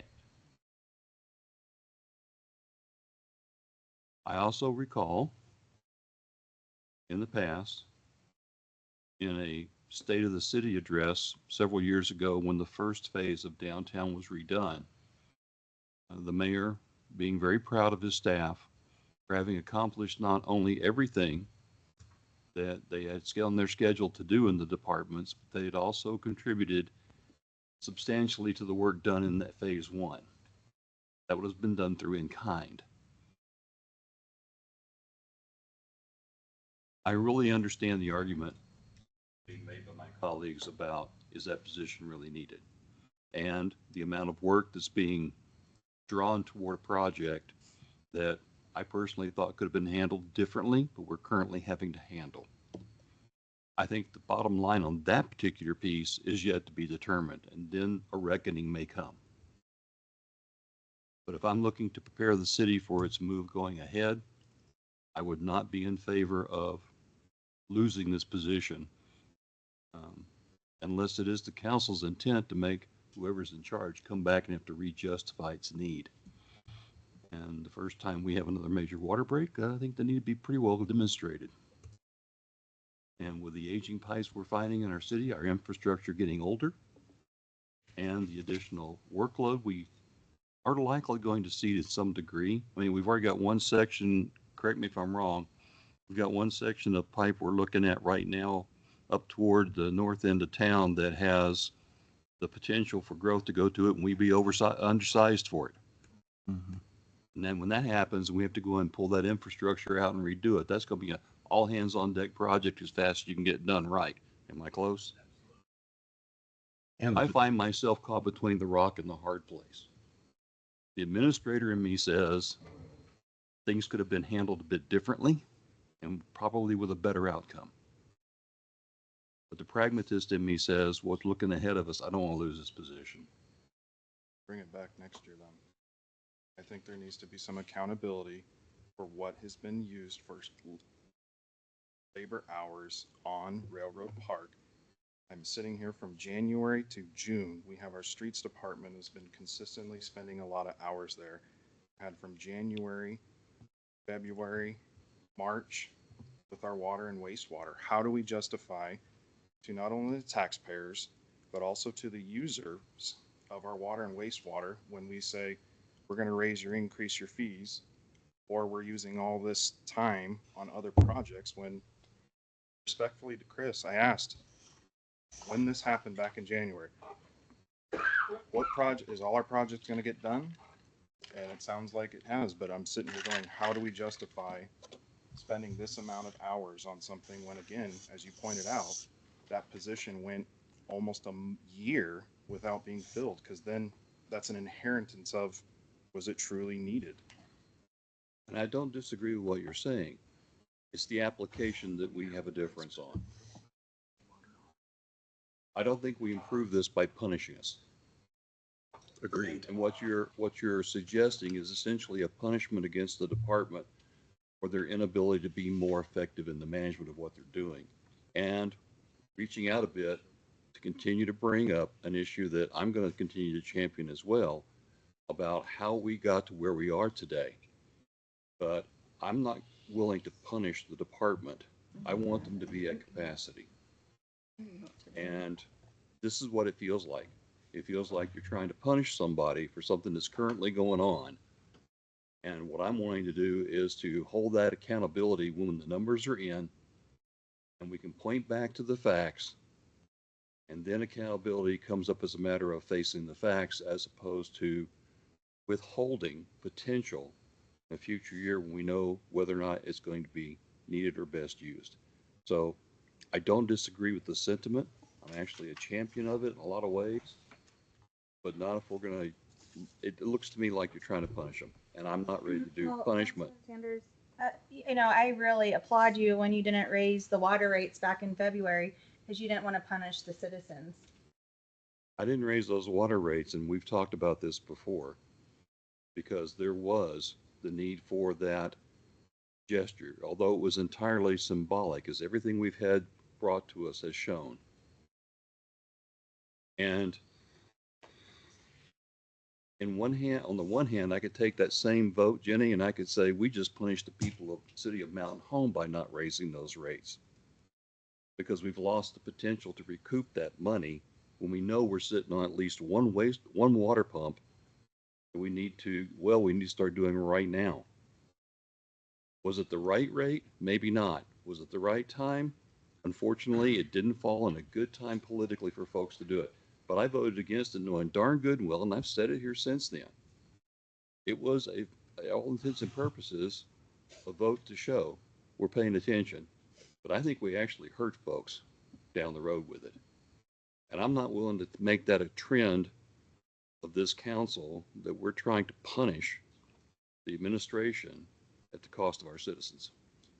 You say punish, and I think that's a bit of a loaded word where it's coming of, I'm looking at this as accountability and efficiency. We just talked about parks plan, we just talked about the facility plan and using those positions, especially like the airport manager, of utilizing those funds in a more appropriate manner. And so while you might see it as punishment, the argument can be made, I'm bringing up as a fact of, can these funds be used differently and maybe more appropriately so that we can look at it? Because again, I thought I'm not trying to speak for everyone here, but I thought government efficiency is something that we want to be looking at. And so it comes down to a question of how these funds be going. And quite frankly, this idea that we're punishing the citizens, well, I look at it as opposite of punishing the citizens by raising the water rates and using it on things like this, when how do you justify that when it should be going towards what they're intended to be? And how you do that is you make that clear to the people of the city and you let them take the action they believe is right. If they don't believe, when the numbers are in front of them, when it's all said and done, this was the direction the city should have gone, there are processes to address that. Not only through us, but through other measures that are in Idaho code. So when But to withhold that position when it was an administrative oversight, an error in not being as efficient as we would like in that department, that position needs to go away. Let them come back and re-justify it later if they need it. Has all the appearance of retaliation. Can I So- jump in here real quick? I just want to say one thing and then I'll be done. Sorry. So when a week ago, when the rates were proposed to be raised again, not one citizen came up and said this is a good idea because you as a city officials need to plan for the future. Not one person said that. So either they're wrong or we're wrong, because I didn't get any feedback where they said this is a great idea, let's raise the rates, because they know what's going on over at that park. Knowing what you know now, would you have told yourself not to raise the rates? Oh my gosh, I water and wastewater is a cash cow. So anyway, I'll be done. Go ahead. I will say yes, especially when I see that we were paying our economic development director out of water and wastewater half of their salary. Again, I'm gonna go back and say, you're bringing up outstanding points, but I think you're pointing the weapon in the wrong direction. When your angst is with the administration, you handle it with the administration. When you're planning for the city, you plan for the city as a whole. Is basically my position. And sometimes when you get down to it is the totality we have to address at some point, not this individual piece. There's a factor to consider here in the action of putting that position on hold was the understanding that the previous council put a particular position on hold given the uncertainty of the climate around the dispatch agreement. The way administration and staff took that was that all positions were being frozen. So this really stems back from a council decision, and I can see how that got confused at the time. I'm with you, Councilman Sanders, on this one. I think there is an absolute need, and I would ask, not even in the rhetorical, in the practical, which of us council members have been to Public Works, have been to a job site, have been to a water main break to understand what the task is? Good job, Scott. I mean, that's in order to understand that side of the nature of water and wastewater, being involved at the knowledgeable level of going and talking to a department head, going talking to staff, observing what happens on these emergency situations, observing what happens in the capital improvement side of that, and then as well attending things like the Association of Idaho Cities classes that do exist. There was some a couple weeks ago, and there were specifically 2 classes about water and wastewater rate studies. One of them Tiff took, and I took the other one across the hall from two different outlets that examined 2 different cities from 2 different contractors or engineers or financial advisors on the particulars about how this happens, not just in the state of Idaho, but a good comparative of what happens in other cities around Idaho. And nothing is going to be one-to-one, but the practice of knowing things via these rate studies is a science. So to get back down to the topic itself, the budget increase to cover water rate study, an increase of approximately $60,000. I am for. How that gets paid is through the water side of the funding. I'm not going to be in favor of cutting that role. Full stop. This water rate study is a necessary part of developing the plan for the future. It also brings the transparency right back to the people who, at this juncture, need to understand what their water system is comprised of, how it's valued, and the depreciation, and what's going to break next, and the associated costs to those. I had a discussion with the Caldwell Public Works Director. We need to iron out that date, by the way. In their presentation at AIC, we were welcomed as a city to come take a look at how they had previously done their water and wastewater rate studies. The tool that they used at the time when theirs was first conducted is a tool that we now have because Civic Plus absorbed them, the Beehive one. In order to undergo a rate study, we need the funding. It is transparency to the people to understand what their municipal system is comprised of and the dollar value to that and what it's going to cost in the future. That is like the definition of transparency when it comes to infrastructure. I think we need to come to a decision on the water rate study aspect of this. If you want to add a separate line for the job role, great. But the water rate study is the thing that we have the note on here under the 4100 line to increase by 60,000. Is that agreeable? That is agreeable to me. Again, I don't think anyone is arguing against the water study, so I think that is I'll say a tangent point. The question is just coming back on, is there efficient ways to help fund this? And this is why I brought this up. It's the same thing we just did with the facility planning, with the parks planning. Those things, I guess, is, again, what I'm coming back to is this efficiency. If it wasn't actively needed for almost a year, but it's needed now because we're in budget season, it seems like it's I'll come back to it, and this is going to be charged. It's an emergency that I can't necessarily get behind of for a lack of planning. If it wasn't filled for almost a year, all he's asking is wait another year, right? Because they didn't need it for a year. He's trying to justify to the people why to go out for a water rate study, because I actually heard it on Friday from some people saying, really, another study, Jenny?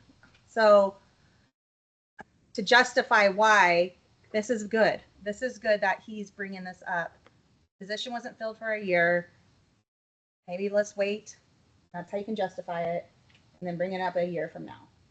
Bravo, Councilman McCarthy. So we're split 50-50 on this thing. I would be happy to have a discussion around that position. But I would need to go back and take a look at the salaries within that department because it was allocated funds. So ostensibly, if there wasn't other overtime or other charges in the department, those funds would still be there ostensibly. And we could have a separate discussion about where those funds might be available in the current fiscal year because it went unfilled for this time. If it were anywhere near a sufficient amount to fund this study in the current fiscal year. But that's a debate to have on a separate point. I think we're all in agreement. We would like to have the water study. We want to get in the weeds behind how that happens. Let's get in the weeds on a separate line, but let's go ahead and agree to turn this, whether or not we're going to go ahead with a study. And then we can have that debate about whether or not there's sufficient funds in the following year if we cut that position and hold it back, because you won't put any money into it at all. Or whether you want to take that money if it's still available here with that position not being filled and have it fund the cost. We move ahead with it immediately because as you've all demonstrated, time is of the essence with the water study if it's going to be a gridlock going forward about whether or not we move rates in any direction. If you want the study to help back it, then let's take this item and the current salary that's gone unused and fund the study in the current fiscal year.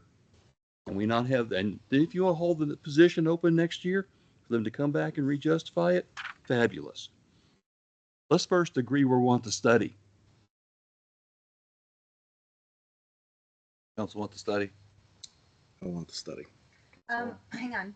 So I think what, now, I'm sorry if I'm speaking for you, Councilman McCarthy, but correct me if I am. This is where we do some negotiating, okay? This is where we do some give and take. Yes, we said we needed the study, but it's all about also accountability, I think is where we stand. And if we have to do a little bit of negotiating, this is what we're doing it because we need to say if we're going to have this position for the next budget or not. This is the appropriate time. So I'm glad that we're having this conversation. Okay. Yes to the study? Again, I think everyone's agreed we need the study. It's just looking at So- the efficient way of funding it. On this change log, I've broken out to a separate line, water salary, the water operator position. Chris, you cut 200,000 out of the budget. Okay. Verbally, are we all in agreement for the rate study? Yes, right? The only question I have remaining is if we're talking about not starting that process until October or starting that process now. Correct.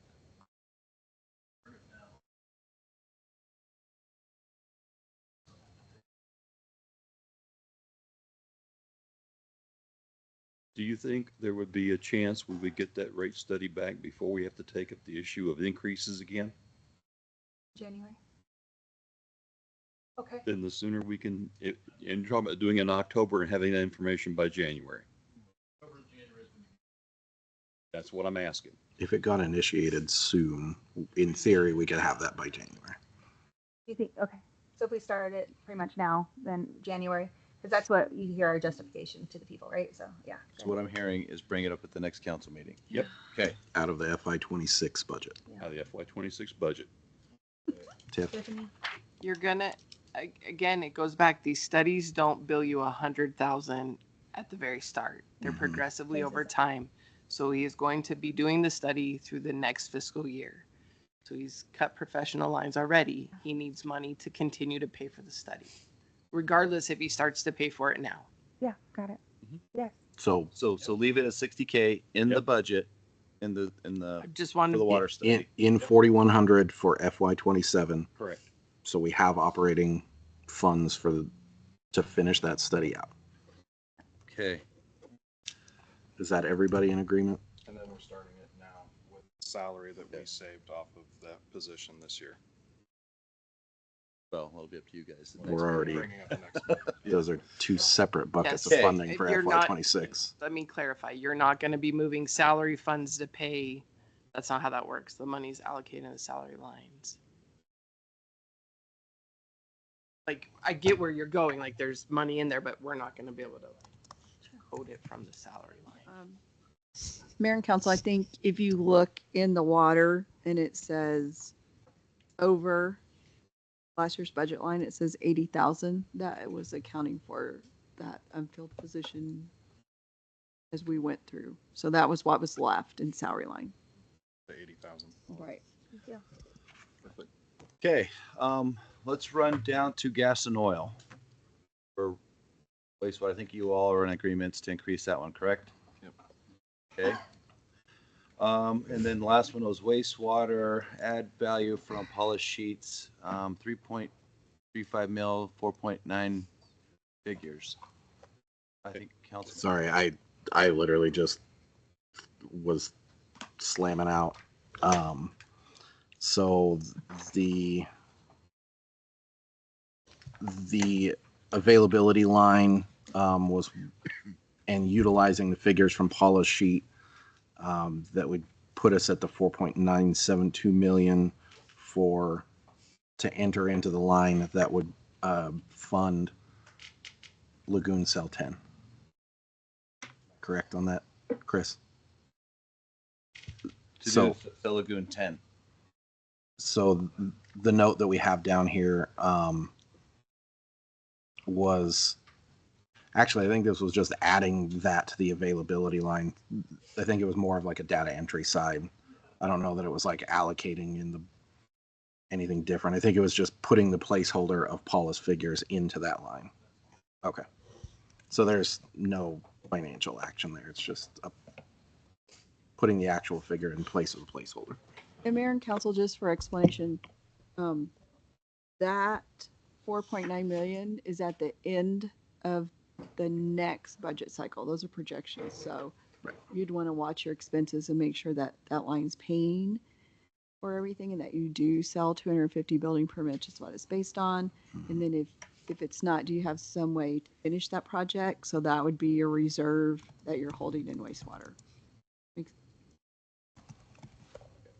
And then I didn't add the other line, sorry. The last one just so- is the, So I have another one here, the water salary, water operator position, that we separated out due to wastewater study. I will say that I think our conversation on this is going to be fairly cyclical. We've all made our positions, and I think we're split 2 and 2 on this. So what's the way forward?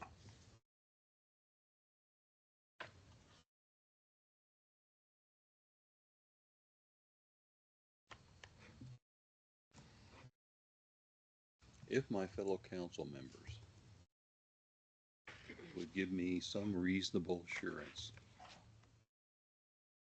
that if we go ahead and, first of all, I don't want to see the position dropped off the books. Zero funded if we must. I agree with that. That's, sorry, not to interrupt, but I'm just pointing that out. There'd be no argument, or there would be open-mindedness, rather, if we have a public works director that comes back to us in mid-year and requests to have that position funded for the remainder of the year with justification for its rationale. I think we're going to see, I agree with you in part, I think we're going to see a different world around July, August 19th, when a particular project is complete. Final numbers around it can be ascertained. And while that may represent a change in focus and priorities within the department, I don't want us to lose sight that when those focuses return back to previous obligations and priorities reshuffle, that there may be a legitimate need for that person in position. Keeping in mind, this is one of the few positions that's handled much like the old trades were. It is not only that you're there, that you have time in the position before you're qualified to move up at all. When you have longevity-based professions, your potential for moving up is based upon not only time but skill and certified application. When you lose somebody at the top, and those of us in the military have seen this, it takes 3,500 airmen to get a chief. Because most of them don't hang around that long. Most of them don't make it through the promotion world. It takes time to get the senior people you need to lead your organization in place. And if we're working down on reducing at the lowest level coming in, it's not helping us build longevity and skill that we may find out we need. So zero fund this position next year if you so choose, if you're willing to be open, having the public works director come back in January or December and say, we have been working our tails off, we need the extra body. I'm going to try and gently add a point here.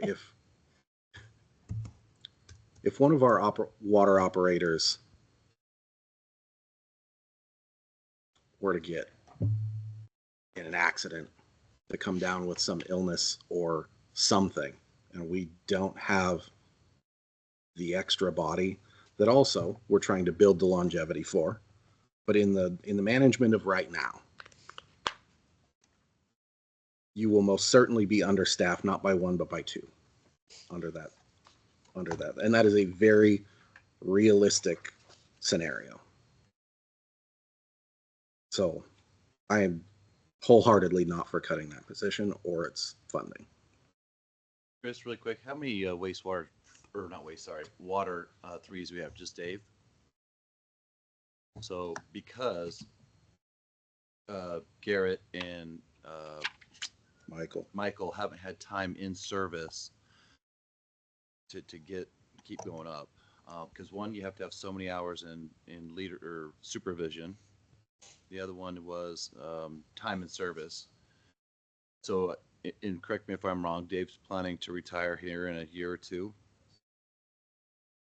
And we need to get the ball rolling to get the next person on to start that. Because like I said, for a whole year, they can't even test for their water one. Chris, isn't this water operator position an entry? Yeah. So you have 4 other operators currently. So it's not if one went down or that, it's going to be cataclysmic, right? Because I assume, again, if the urgency wasn't this year. Did anybody go to the water breaks that happened overnight up on Kyle Street? Did. So did I. And that catastrophic event in front of somebody's house at 11 o'clock at night required all 4 people to be there. And probably could have used the extra body. So this is again where understanding that there was the misunderstanding of staffing and what that freeze meant for the lieutenant position, the actual need still exists today. The need to build the longevity into our staff exists today. And this most certainly is being framed in a punitive mindset. That there's no way to avoid that. If you want to have a difference of opinion on it, great. The facts still remain. The work needs to be done. We need to have some level of buffer because those critical things to public infrastructure, like there isn't a, well, we'll get to it tomorrow because we don't have enough hands. That's not an option.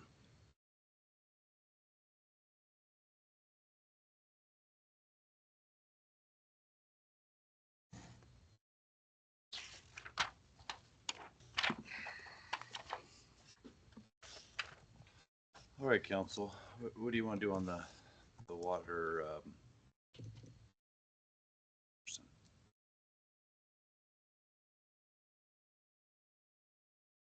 I've stated my reasonings behind it. I agree not getting rid of the position, but not funding it. That's my thoughts on it.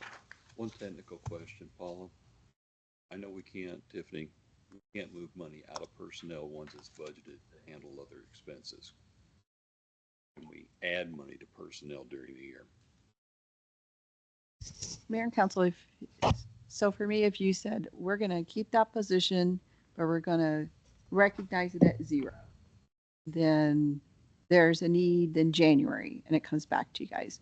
Just with the understanding that the salary line and the fringe line is gonna overdraw now, but overall, you have that reserve.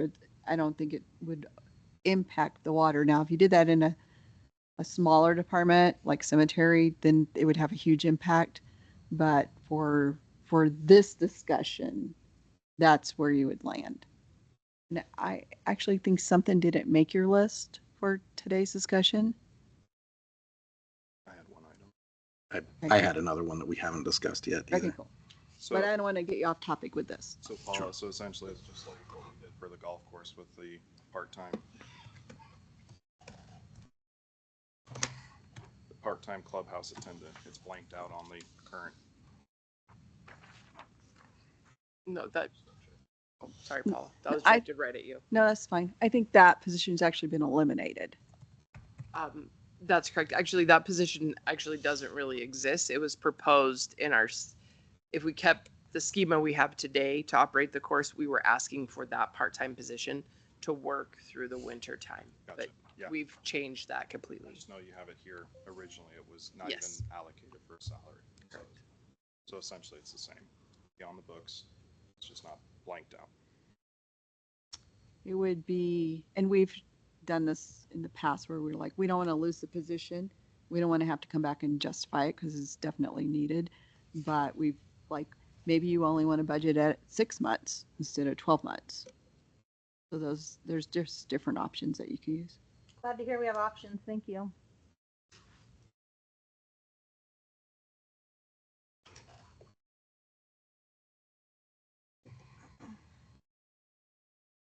All right, council. What are we doing? So, there's other stuff that we need to discuss. So I guess this one will be pending for a minute. Can we move on to other things? You bet. Thanks. So Tiffany, on my list there, I think there was 3 things that we still need to cover. Let me find it here. Did Dell provide a new travel budget proposal with its top priorities? Is that He- in the? It's in that sheriff. Okay, folder. I didn't have a chance to look at that yet, so I'll glance at that. And then, let's see, we need to go over all civic groups. The one I want, yeah. And then, Councilman Harjo mentioned he wanted to talk about tree plant replacement. That's what I had still on my to-do list. Mhm. I'll bring that one up now. There's a line under admin for tree replacement. Doing a ride around with Miguel week prior, it's recently. We have a number of parks with fairly established trees that have, that are ash trees that have the ash borer beetle infestation. Unfortunately, when you plant those trees side by side, and I mean, this was 40, 50, 60 years ago, those kind of pests can jump from one to the next to the next. Down here at Railroad Park, there's an example of that. The trees, I think there's 4 or 5 of them closest to the caboose, all have ash borer beetles in them. There are, I mean, those are good sized trees, right? Probably a couple feet in diameter. Richard Aguirre Park has those as well. When, can't remember the guy's title. Tiff, do you remember the guy from the state arborist? He was down here for Arbor Day. He's with the Idaho Forestry. Idaho Forestry, that's right. Forestry. Him and Miguel were having discussion. They went and looked at these trees. They are unfortunately to the point where they're not savable for the future. While they're holding tight for the moment, in all likelihood, within the next year or so, those trees need to come down, unfortunately. And that's a big hit for the public park spaces. I need to pull up a figure here real quick because I was having a text conversation previously. Replacement costs on those are not cheap, unfortunately. There's an example of a tree in Carl Miller Park. And honestly, I wish I'd have run by and taken some pictures of this, but there was a tree that Miguel planted like 20 years ago that like started like as big around as my thumb, and it's about this big around right now. So planting new and early trees take decades to mature, especially in, in contrast to, some of our more established trees in our parks. We've had them in the ground for decades upon decades, much older than I am. I would like to ask the council if we could increase that line to look at replacing some of those trees, and some of the, just in the general terms, it's about $1,000 an inch installed, inch in diameter, I should say. So in this instance, like a 10-inch tree would be $10,000 to replace. Our current line sits at $7,000, so that would cover one 7-inch tree. This is in the admin line. Pull up the. Parks does have a tree replacement line as well. 9605. Sorry, what were you saying, Tiffany? Parks does have a tree replacement line as well. Yeah. Administratively, though, like the downtown trees and like the plants and some of that come out of the admin side of things. Right. So 9605 in admin is the line, and then parks is 4015. Yeah, thank you. How much of that 7,000 was used out of admin? All of it's going to railroad. Oh, So as it applies to like Richard Aguirre with those trees, whether that happens this year or not, like those trees are going to have to come down. And that's my inquiry to the council is, do we want to budget for the replacement of those trees in the FY27? how much wiggle room do we have for money there?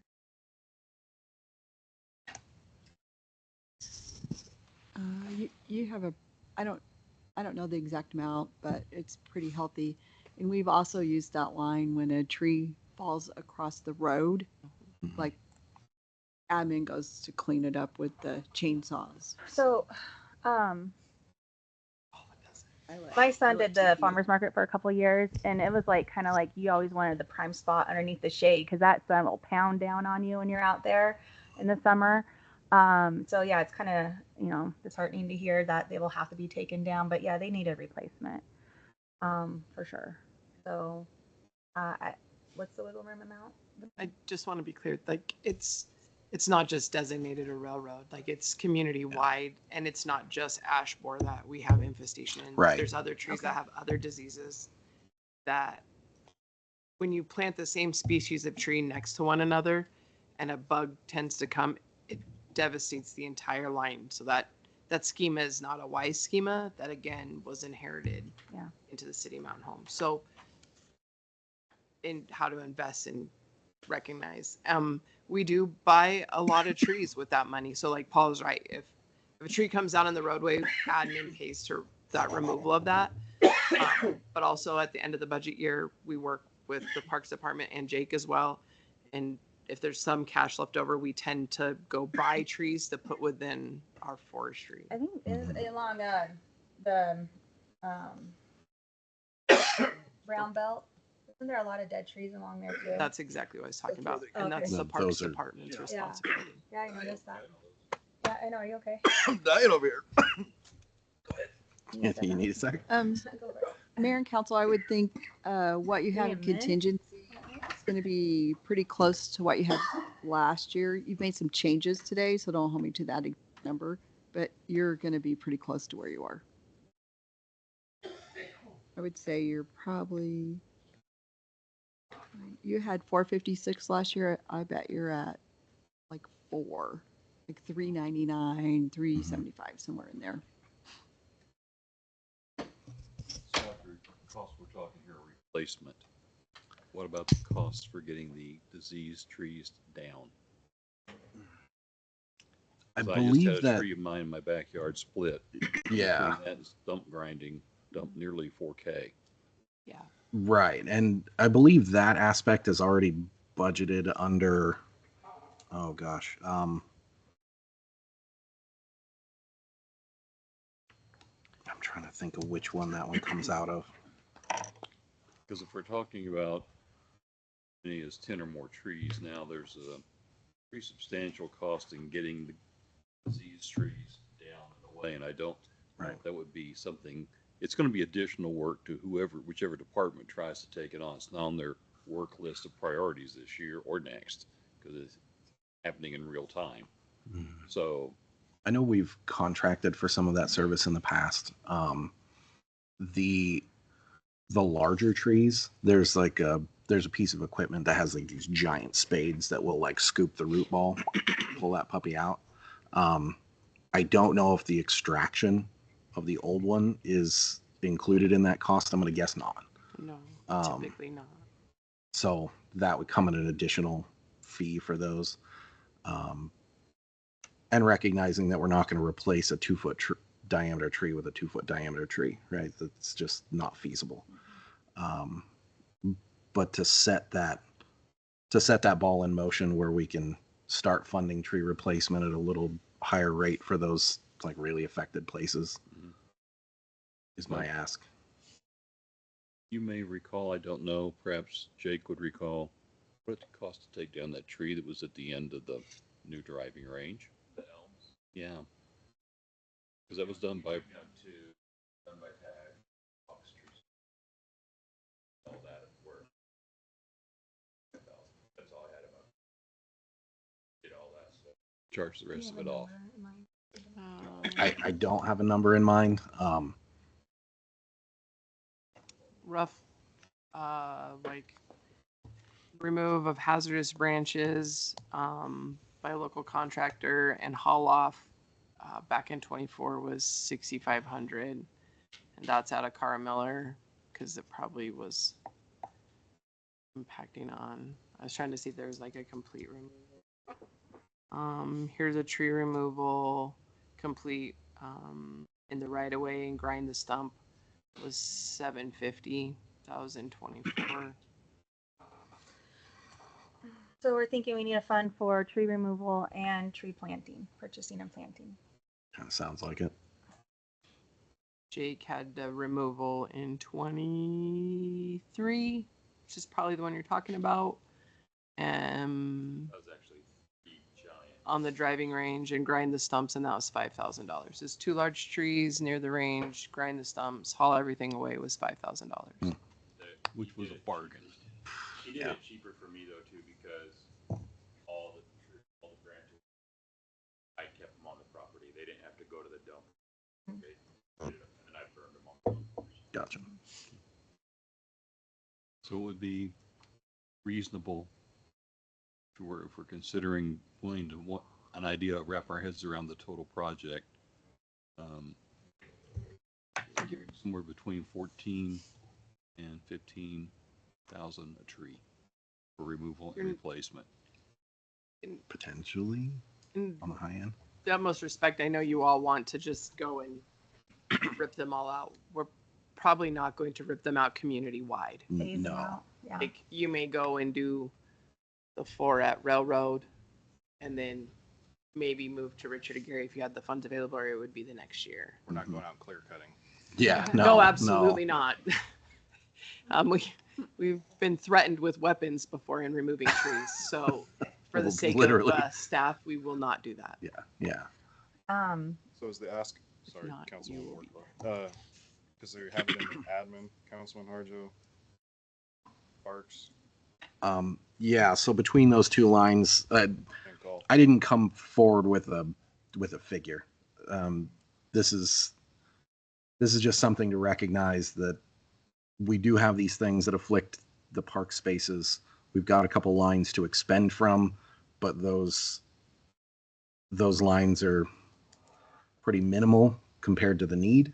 And then recognizing that we're not going to do it all at once. I mean, that's really why I wanted to bring the topic up during budget, so we can kind of test the waters to see if this is something that the council is agreeable to look at this cycle. And then ballpark how much money we'd like to put towards it if we do. Would Miguel have an idea? That's partly who I was Oh, talking okay. to over the weekend. Yeah, he's been talking to him. Yeah, I mean, and he through checking through all the vendors that we typically go through to acquire, they're pretty much all at right about that $1,000 an inch installed in diameter. Does he have an idea though, like where he wants to pull from? You know, like how you said, kind of just cherry pick around town, so we can know how many trees to take down and how many trees to put up. That Councilwoman Workley, he could go and identify, but it's going to be a continual maintenance. It's not just something that you're going to be able to go and wipe out and then. Well, I'm just trying to. Yeah, and to be frank, whatever number you would give, they would Just work with. they would work with. They will right? expend that. My expectation is if they haven't done it already, they would be considering which trees that we still have that are not yet infected would be at highest risk, and look at replacing the ones that are the greatest threat. So we try to slow down the spread of these diseases to neighboring plants, and then which ones are the greatest risk of posing a hazard should they fail to infrastructure, property, power lines, etc. Those are the kinds of expert measures in assessing threat I would leave to the folks that do it for a living.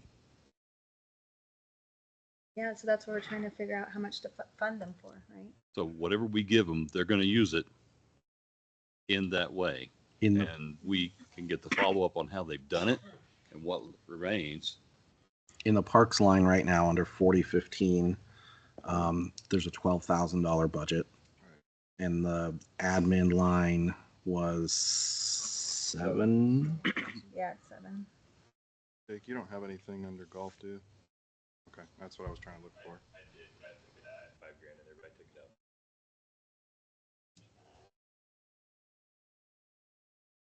So it sounds like they work around 19,000-20,000 between the two lines, right? Is that what we're kind of And at? it's about 19 across the 19? two. So, and that's just for maintenance. That's just for like every year. Like, to keep Right, up. and So- that also needs to encompass like the planting of the planters and like our downtown area and like the other shrubs in the parks.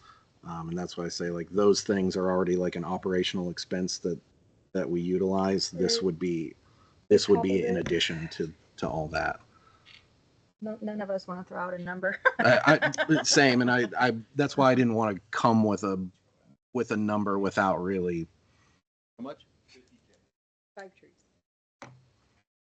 And that would be 10-inch. I mean, those are pretty large trees. Non-golf tree. Yeah. Clarify that part so you don't get beat up anymore.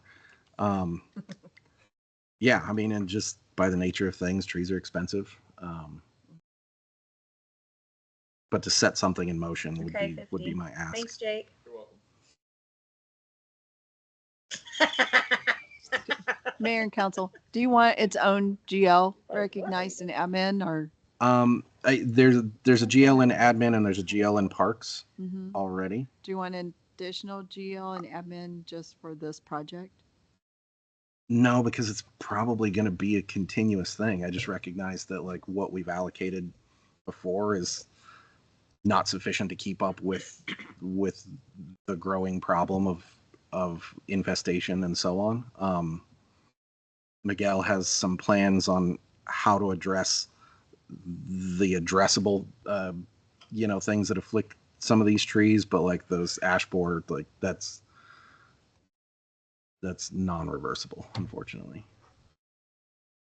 So that's kind of where I'm trying to figure a number, but I'm also thinking that down the right, we're going to have a parks plan that'll kind of help. So is it mitigating the disease and that, I understand, but it's also one of those that we don't want to be clear cutting. I know. I won't Mhm. throw that word out. Right.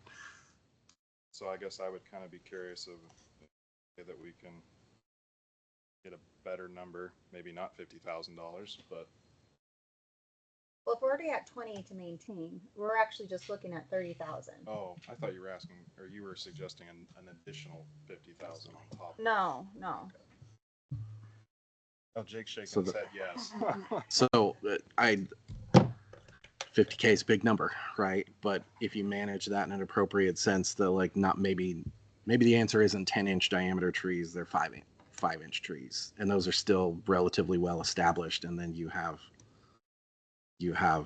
twice as many trees that you can replace with, and recognize that at some point we're going to be expending more for the other afflicted trees. But in this coming FY27, the likelihood is there's probably 10 that need to come down, maybe more. So to put into perspective, which I know you all are, the trees that are along the parking lot of Legacy Park were planted in 2016. So that tells you how much they'll grow. Right. If you take Caramiller Park, those trees are however old, and you have to replace them to continue to provide if you're going to provide the same canopy, right? Mhm. And you have to strategically place them in spots to allow the existing tree to still grow, but also eventually it will be removed and then a new canopy. Legacy Park on its perimeter has all those plums, whatever those are, and those are infected. Too. Mhm. And so like you have several because again, trees were donated to the city at one point and it was an entire species of trees. Then we put them all in a spot and now you're seeing the repercussions of that, right?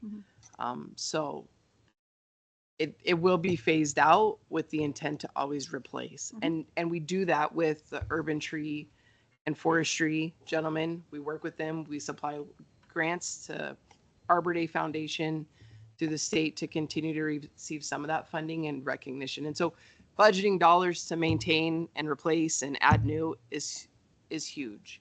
What about the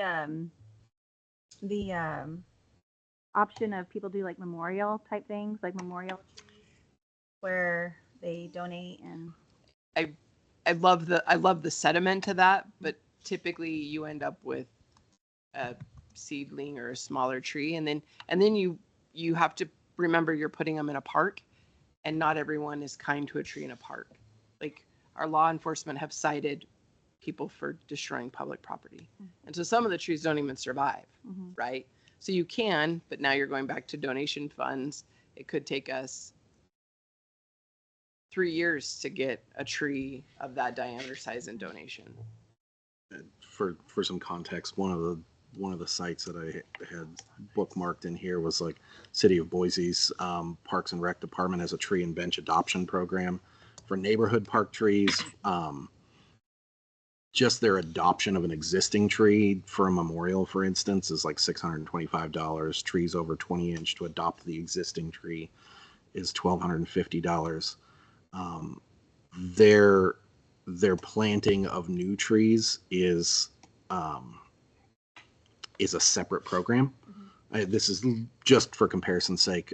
They have a line in here: an eligible tree must be established for at least 2 years and a minimum of 10 inches in diameter to do that thing. I think part of that comes back to Tiff's point of like sometimes the little trees don't make it. So they've kind of developed that policy for them. Not necessarily that we have to adopt that same thing, but just for comparative sake. The other thing on the donation thing is typically in our community, people want to put their name plate right by the tree. And so now you're dealing with, you donated this tree and now we're donating this sign that then yet said donation people never maintain. And then you have vandalism or what happened to my sign. Like you have that whole thing. So if you want to go down that schema road, like I would ask you not to allow for the nameplate. Like, thank you, we've identified your tree on our website as the tree of Jenny Workala. Do you know what I mean? Like, but we're not putting a sign out because, like, and I know you've seen it. There's benches that have nameplates. People etch them, scratch them. The person's family's coming back to us, and you're constantly on the hook I hear you. to fix it. So No, it's good to just look keep at all that in mind. perspectives. Yeah. Well, what do you guys think for a number? Just gonna throw something out. Since Jake said there was 5 in the golf. They can have it. No, we could, In the past. You're broke. Stop listening to Jake. I would throw out the number of adding 5 just to get the conversation going. Again, I'm trying to weigh the options of, yes, we have some litigation we need to deal with now, it sounds like, but also when we finally, Add 5 on top of the 12, or on top of the 19. Yeah. Do 1 tree. And not remove any. If we're going to start down this path, if looking at, for example, we have 4, I'm told they're gonna have to come down in our soon-to-be $5.2 million project area, correct? Ultimately, you can leave them up. They just don't look attractive, and one day they're going to completely rot through and fall over in a windstorm, right? Saying 4 have been Yeah. identified. And there's some in Richard and Gary. And we need to start somewhere, but half a tree won't do it. I would say if we were of the mind to say that on average, we start the mitigation process by 3 to 4 trees a budget cycle as we go forward. And we know the new tree is gonna cost us somewhere between 5 and 10K, deciding how robust we want that to be. I'll split the difference. It goes 7,500. And a half of that in removal fee on top of that, you're still looking at around 10 grand a tree for a 5-inch tree and the other removed. Okay. 4 of those, 40,000. We're gonna talk a number to move this forward. Let it be a number where we can actually start to see what we're getting for our money. Okay. 1 tree is gonna be hard to pick out. 2 trees is almost why bother. 3 trees, you might notice it on a day when you drive by. 4, it shows you're moving somewhere, in my mind. I'll stick with my 50,000. Well, so it's the 31 on top of the 19. I'm okay with that to start out. I'd be okay with that to get this ball rolling. Where The door open. we know we have this to deal with. Our master parks plan, this is a part that we can all kind of like also give them like, hey, we need to bolster this thing. This is what we've started with already. We know there's problems. And this is why I bring it up now, is that this is likely going to affect us by the end of FY27 anyways. So I'm happy to go with Councilwoman Werkle's suggestion, round that off to 50,000 in total. Which I guess the way we could allocate that, Paula, I don't know, Tiff and Mayor, where best to apply that, whether that's in 4015 under parks or 9605. I would like it 9605. its own GL in parks, so you can see the coming from.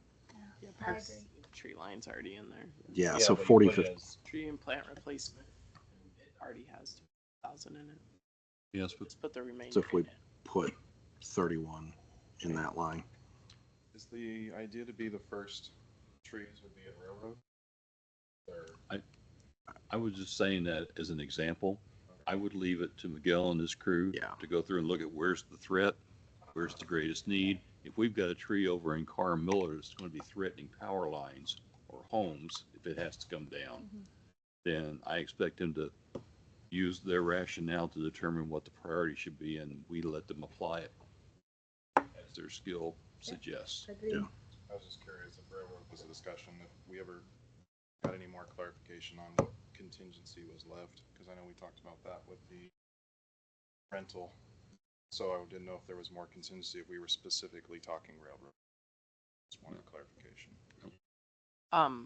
I do want the record, because the public's gonna watch this, to know this is community wide. So that ash borer is going to take over your large tree canopy in your very established neighborhoods, because there are a lot of ash trees in that area. So just so you guys know in the community, pay attention, tree diseases do exist, and they're not just ash borer, they're all sorts of things, so. You still want that in a separate GL? You guys are, if you're, I would, just so I could see it, but if you guys are comfortable with it going into this GL, that's fine.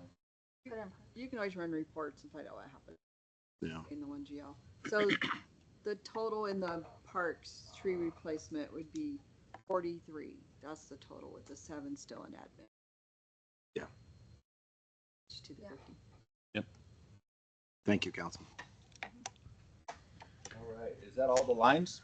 No, So can I Oh, grab, civic, yeah. we gotta do economic development. can we Oh. grab Dale and him, Yeah. get that? Sorry, and I Yeah, looked through here. So it looks like he's given us 3 options, it looks like on his letter. yeah.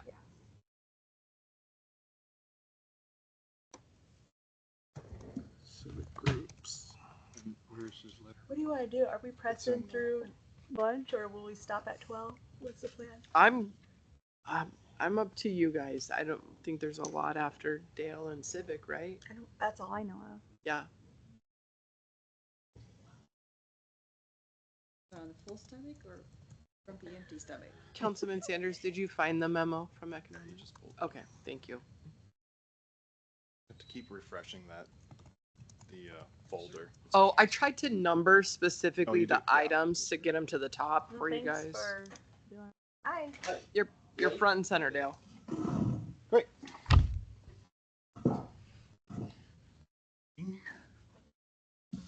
Almost afternoon. Depending. You guys are plugging through it. A lot of it, or at least from myself, I don't know about any other, but I just saw this morning, your letter. Thank you. It's very detailed. Can you just do a quick run through of your 3 proposed budgets? The proposed budgets, starting at the bottom, at the $12,000 mark for the travel and development.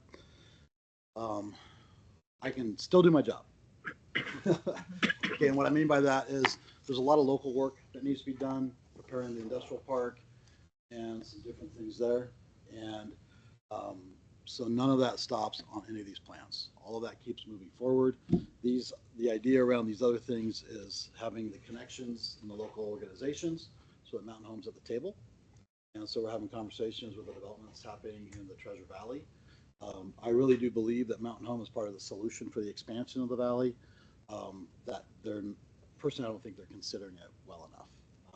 Not just because we're Mountain Home, but because we have the space and the infrastructure, at least on the rail side, to actually support what's happening down there, especially with Micron. And I think those things aren't being considered yet. So I think we need to be at the table.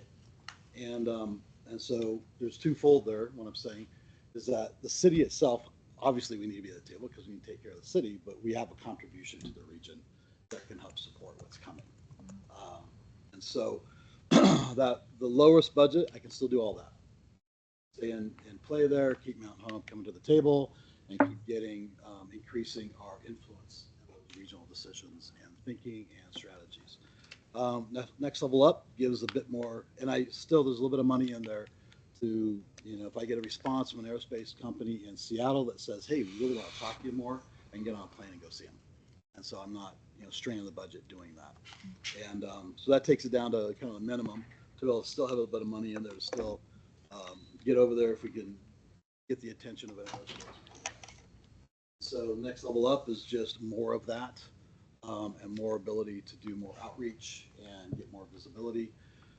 Aerospace and any advanced manufacturing, their whole world is built on relationships and trust. And so, being in front of them and getting to know them, sitting in their CEO offices, important for them to know who we are and for us to be able to tell them who we are. Otherwise, we'll be responding to RFIs like we always have and be one amongst 18 states, 19 states, and 100 communities. And it's difficult for us to compete there because we just don't have the infrastructure yet. So anyways, I'm confident that we can keep things moving forward at the lowest budget. We just get to do more when it, climbs up to 35. And I can flex with really any number you put between those.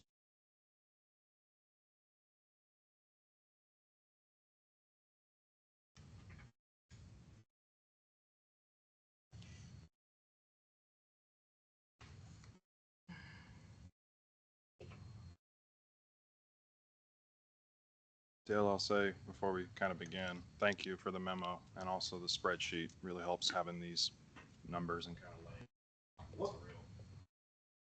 Say lays out all the options. So thank you for that.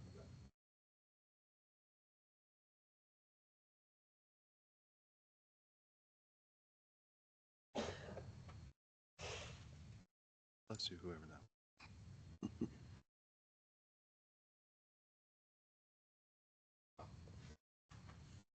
This is a hard one because so it's like a gamble, right? You just don't know, right? It's just I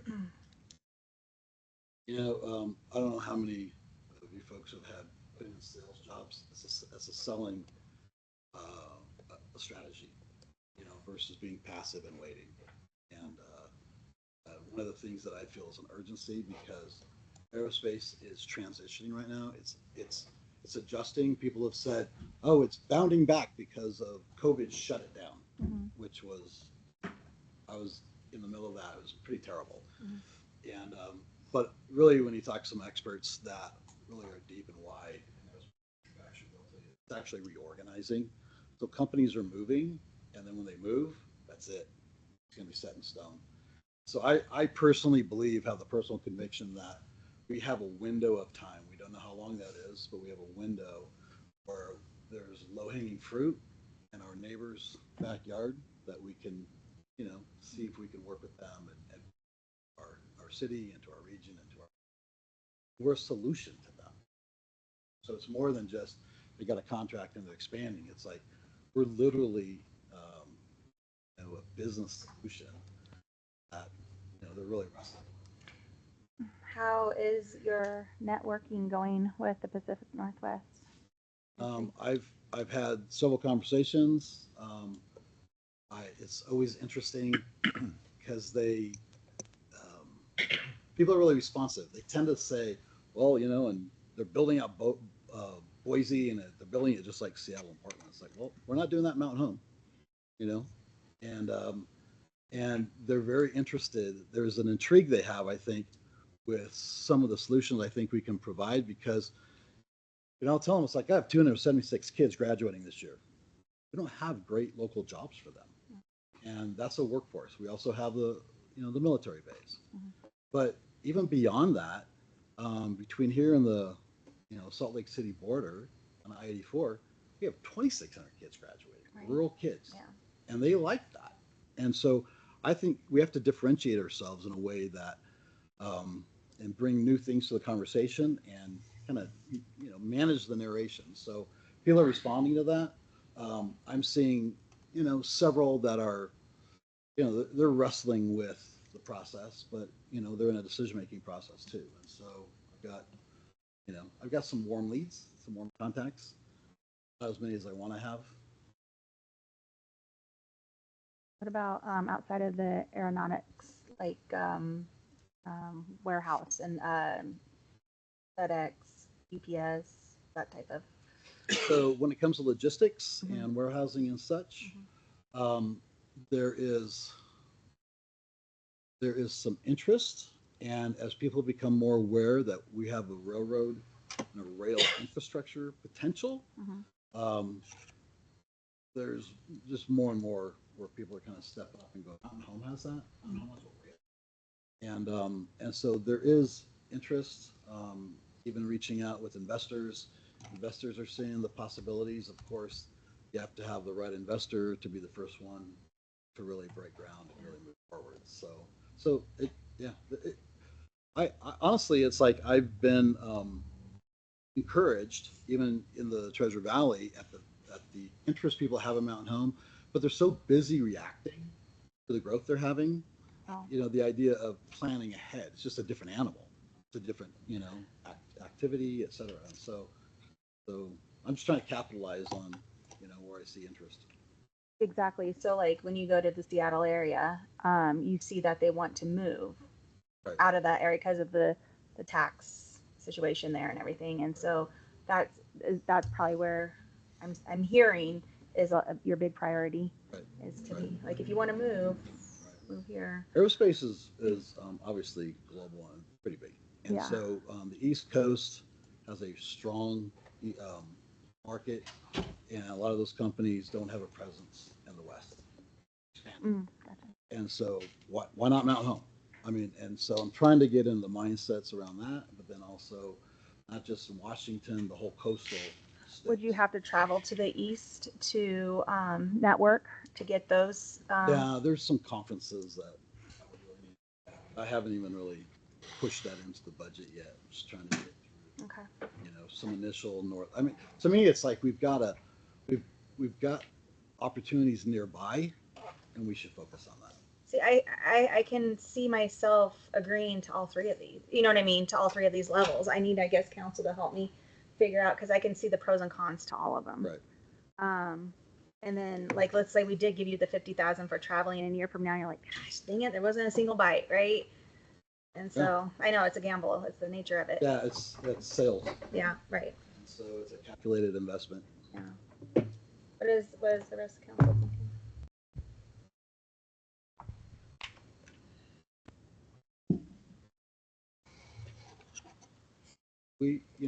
When I started a year ago, follow on to that, we hadn't worked out any of this. And so, I know it's a big jump from where we were. I certainly appreciate that. And my approach to this was put it out in front of you so you can see what I'm working with, so we can talk it out. And so I can see what your priorities are. And so I've found that city budget meetings, one of the first things I did when I moved to the Valley was go to the City Caldwell budget meetings. And it was a perfect opportunity to really learn the city. Because these budget meetings is where these things are talked about. And we can see also, you have to balance the whole budget. I just have to tell you my wish list and what I can't live without, and then my things I want to do.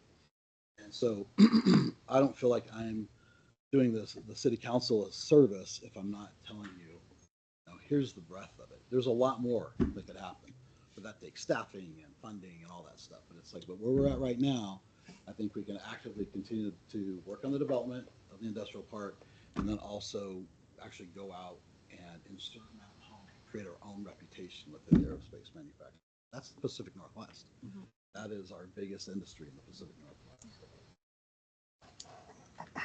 Jenny, you know how I love my analogies. Yes, I do. Having been on one of these trips, and I can vouch for the level of interpersonal relationships and how those played in just having the conversation about possibilities in that industry really got my attention quick. So my analogy is, at his maximum requested budget, every time he responds to an RFI, every time we get a potential company in here like the one that just visited, we're trying to hit a home run. We can't even get a swing if we don't get him to the plate. Yeah, and I'm also like as knowing a little bit about me this past year. If it shows up on a bill run and it's something that's new and I haven't seen it and we haven't talked about it, then I'm going to be like, what is this? Right? And so if it's something that we can plan ahead on and then I just know it's coming, that's how I work. Right? So I do appreciate the three options here. So Councilman Sanders, are you leaning towards the 50? Is that what I hear or where are you at? I am because, again, I'll keep with my analogy. You're running with the bare minimum. You're walking up, telling him the only thing you can do is bunt. He's not going to be able to reach out and try to really get us in the face of people that needs it. Run him in the middle. A lot of his focus will be limited regional. And most of these companies they've had enough of regional. I mean, look what's happening with Boeing as the example in Seattle. Their suppliers now are just They're actively looking because they're getting tired of being so close to the mothership. Yeah. Not only just because of location, but because of cost and taxes and everything else that's associated with it.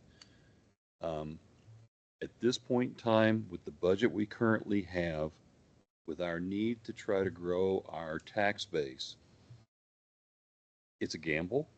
Any sales is. We've had that discussion quite well over the last several days.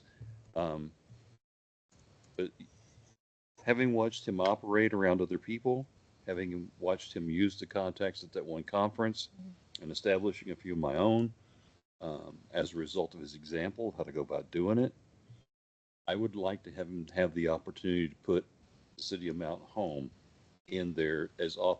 The only one I'm a little concerned with in your list, Dale. So tell me about the conference, because I'm not a big fan of right now authorizing international travel, and you've got one conference that's in Alberta. Which group is that? That's WN PNWER ER. and Pacific Northwest Economic Region. And it's a collaboration between like Oregon, Washington, Vancouver region, and that, across Canada and Idaho.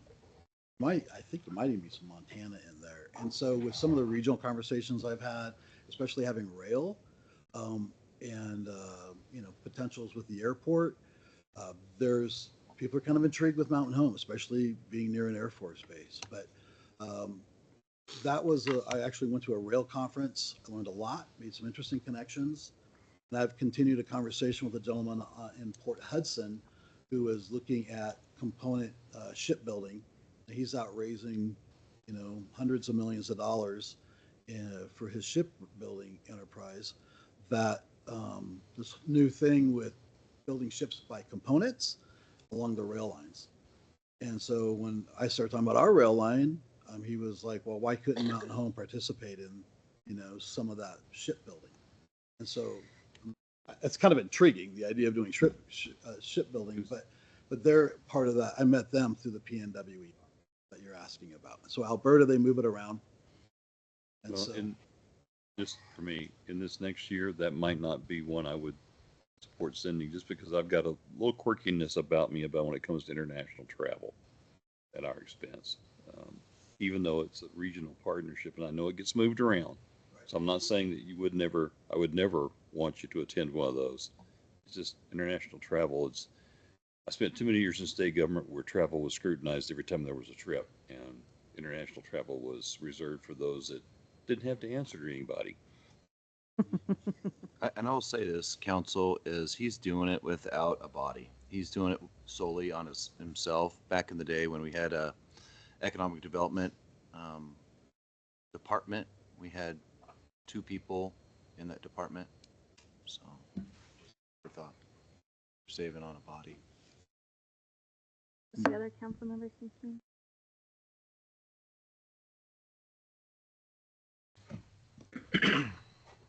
I understand that looking at expense is not comfortable, but we do have a factor of the need to supply local commerce and industry and a boost to that.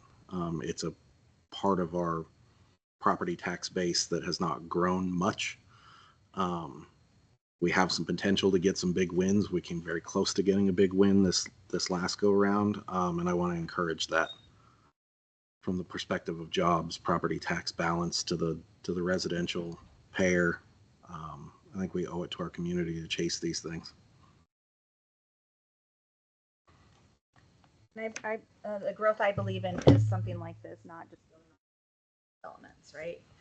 That comes maybe a little bit later after we can see if we do get some more industry coming in. So I do believe in industry where it's not such a heavy burden on our infrastructure, but it can bring in a good tax base.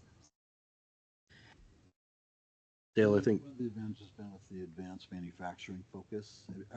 I focus on aerospace because I know aerospace, but every one of those shops can diversify into multiple industries.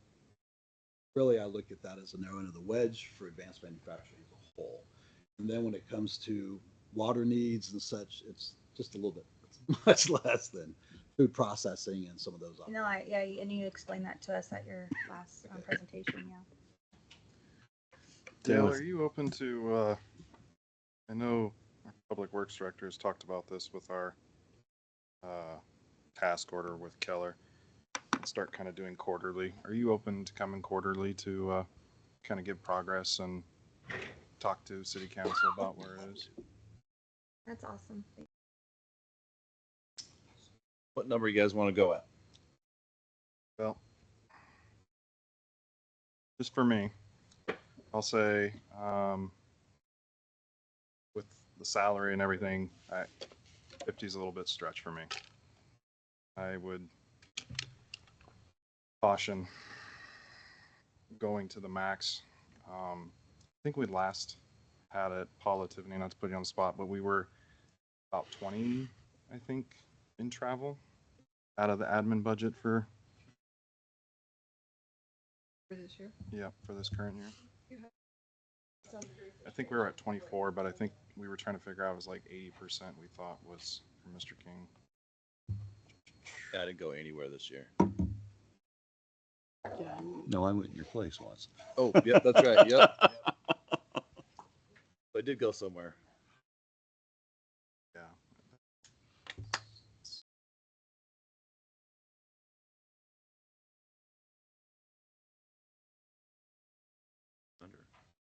Oh, training. Meetings and travels and do 600. Yeah, 31,700 was budget for this current year.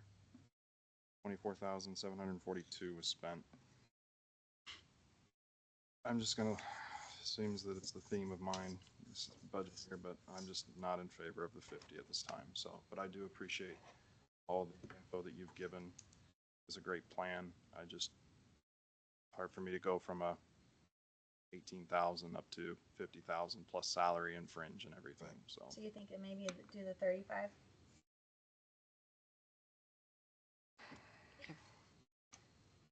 Mine goes to from 31 to 35 because he's 100% paid out of admin now. That doesn't leave any room for anyone else really to go to any training. And we try almost annually to send our front staff down to Cassell training in Utah. That's where they are hosted at. And we did not do that this year due to some of, usually they're not, usually they don't come up until about this time or like late August, September. But I'm still hesitant with So- some of the travel he's already done this year. When he came up with these numbers, was that factoring in your No, goal? So that's No, just on your this own? increase is solely just for Okay. him to be absorbed in it. So if we went with the 35 for him, how much do your people need in addition to? My people routinely spend about $23,000 to $25,000 plus, but I have IT, like IT now, so I'm pushing already 30,000 in staff training, So and that includes you all. so as if that well. line went up to 55,000, and that incorporates all of your crew and Del King. To 55. Mhm. No, the question is Dale, can Dale travel in just that amount? Well, he gives us 3 different options, right? So I have a 12,000, and 35,000, and 50,000. That's what I'm saying. You need to like him. That, My that would be in addition to the expense of all the things. That's why I said 55, right? Yeah. Because I want to make sure you're not getting. Yeah, no, it's him. Like you're gonna tell him to stay in the budget, not me. Like I'm gonna make sure he stays there, but But that puts him at 25. No, I know, right? Yeah. pointing at you. If it's already at 30 and you want to put it totally at 55. And you use all 30. Pretty close. Yeah. Yeah. I've really monitored it. Like I said, this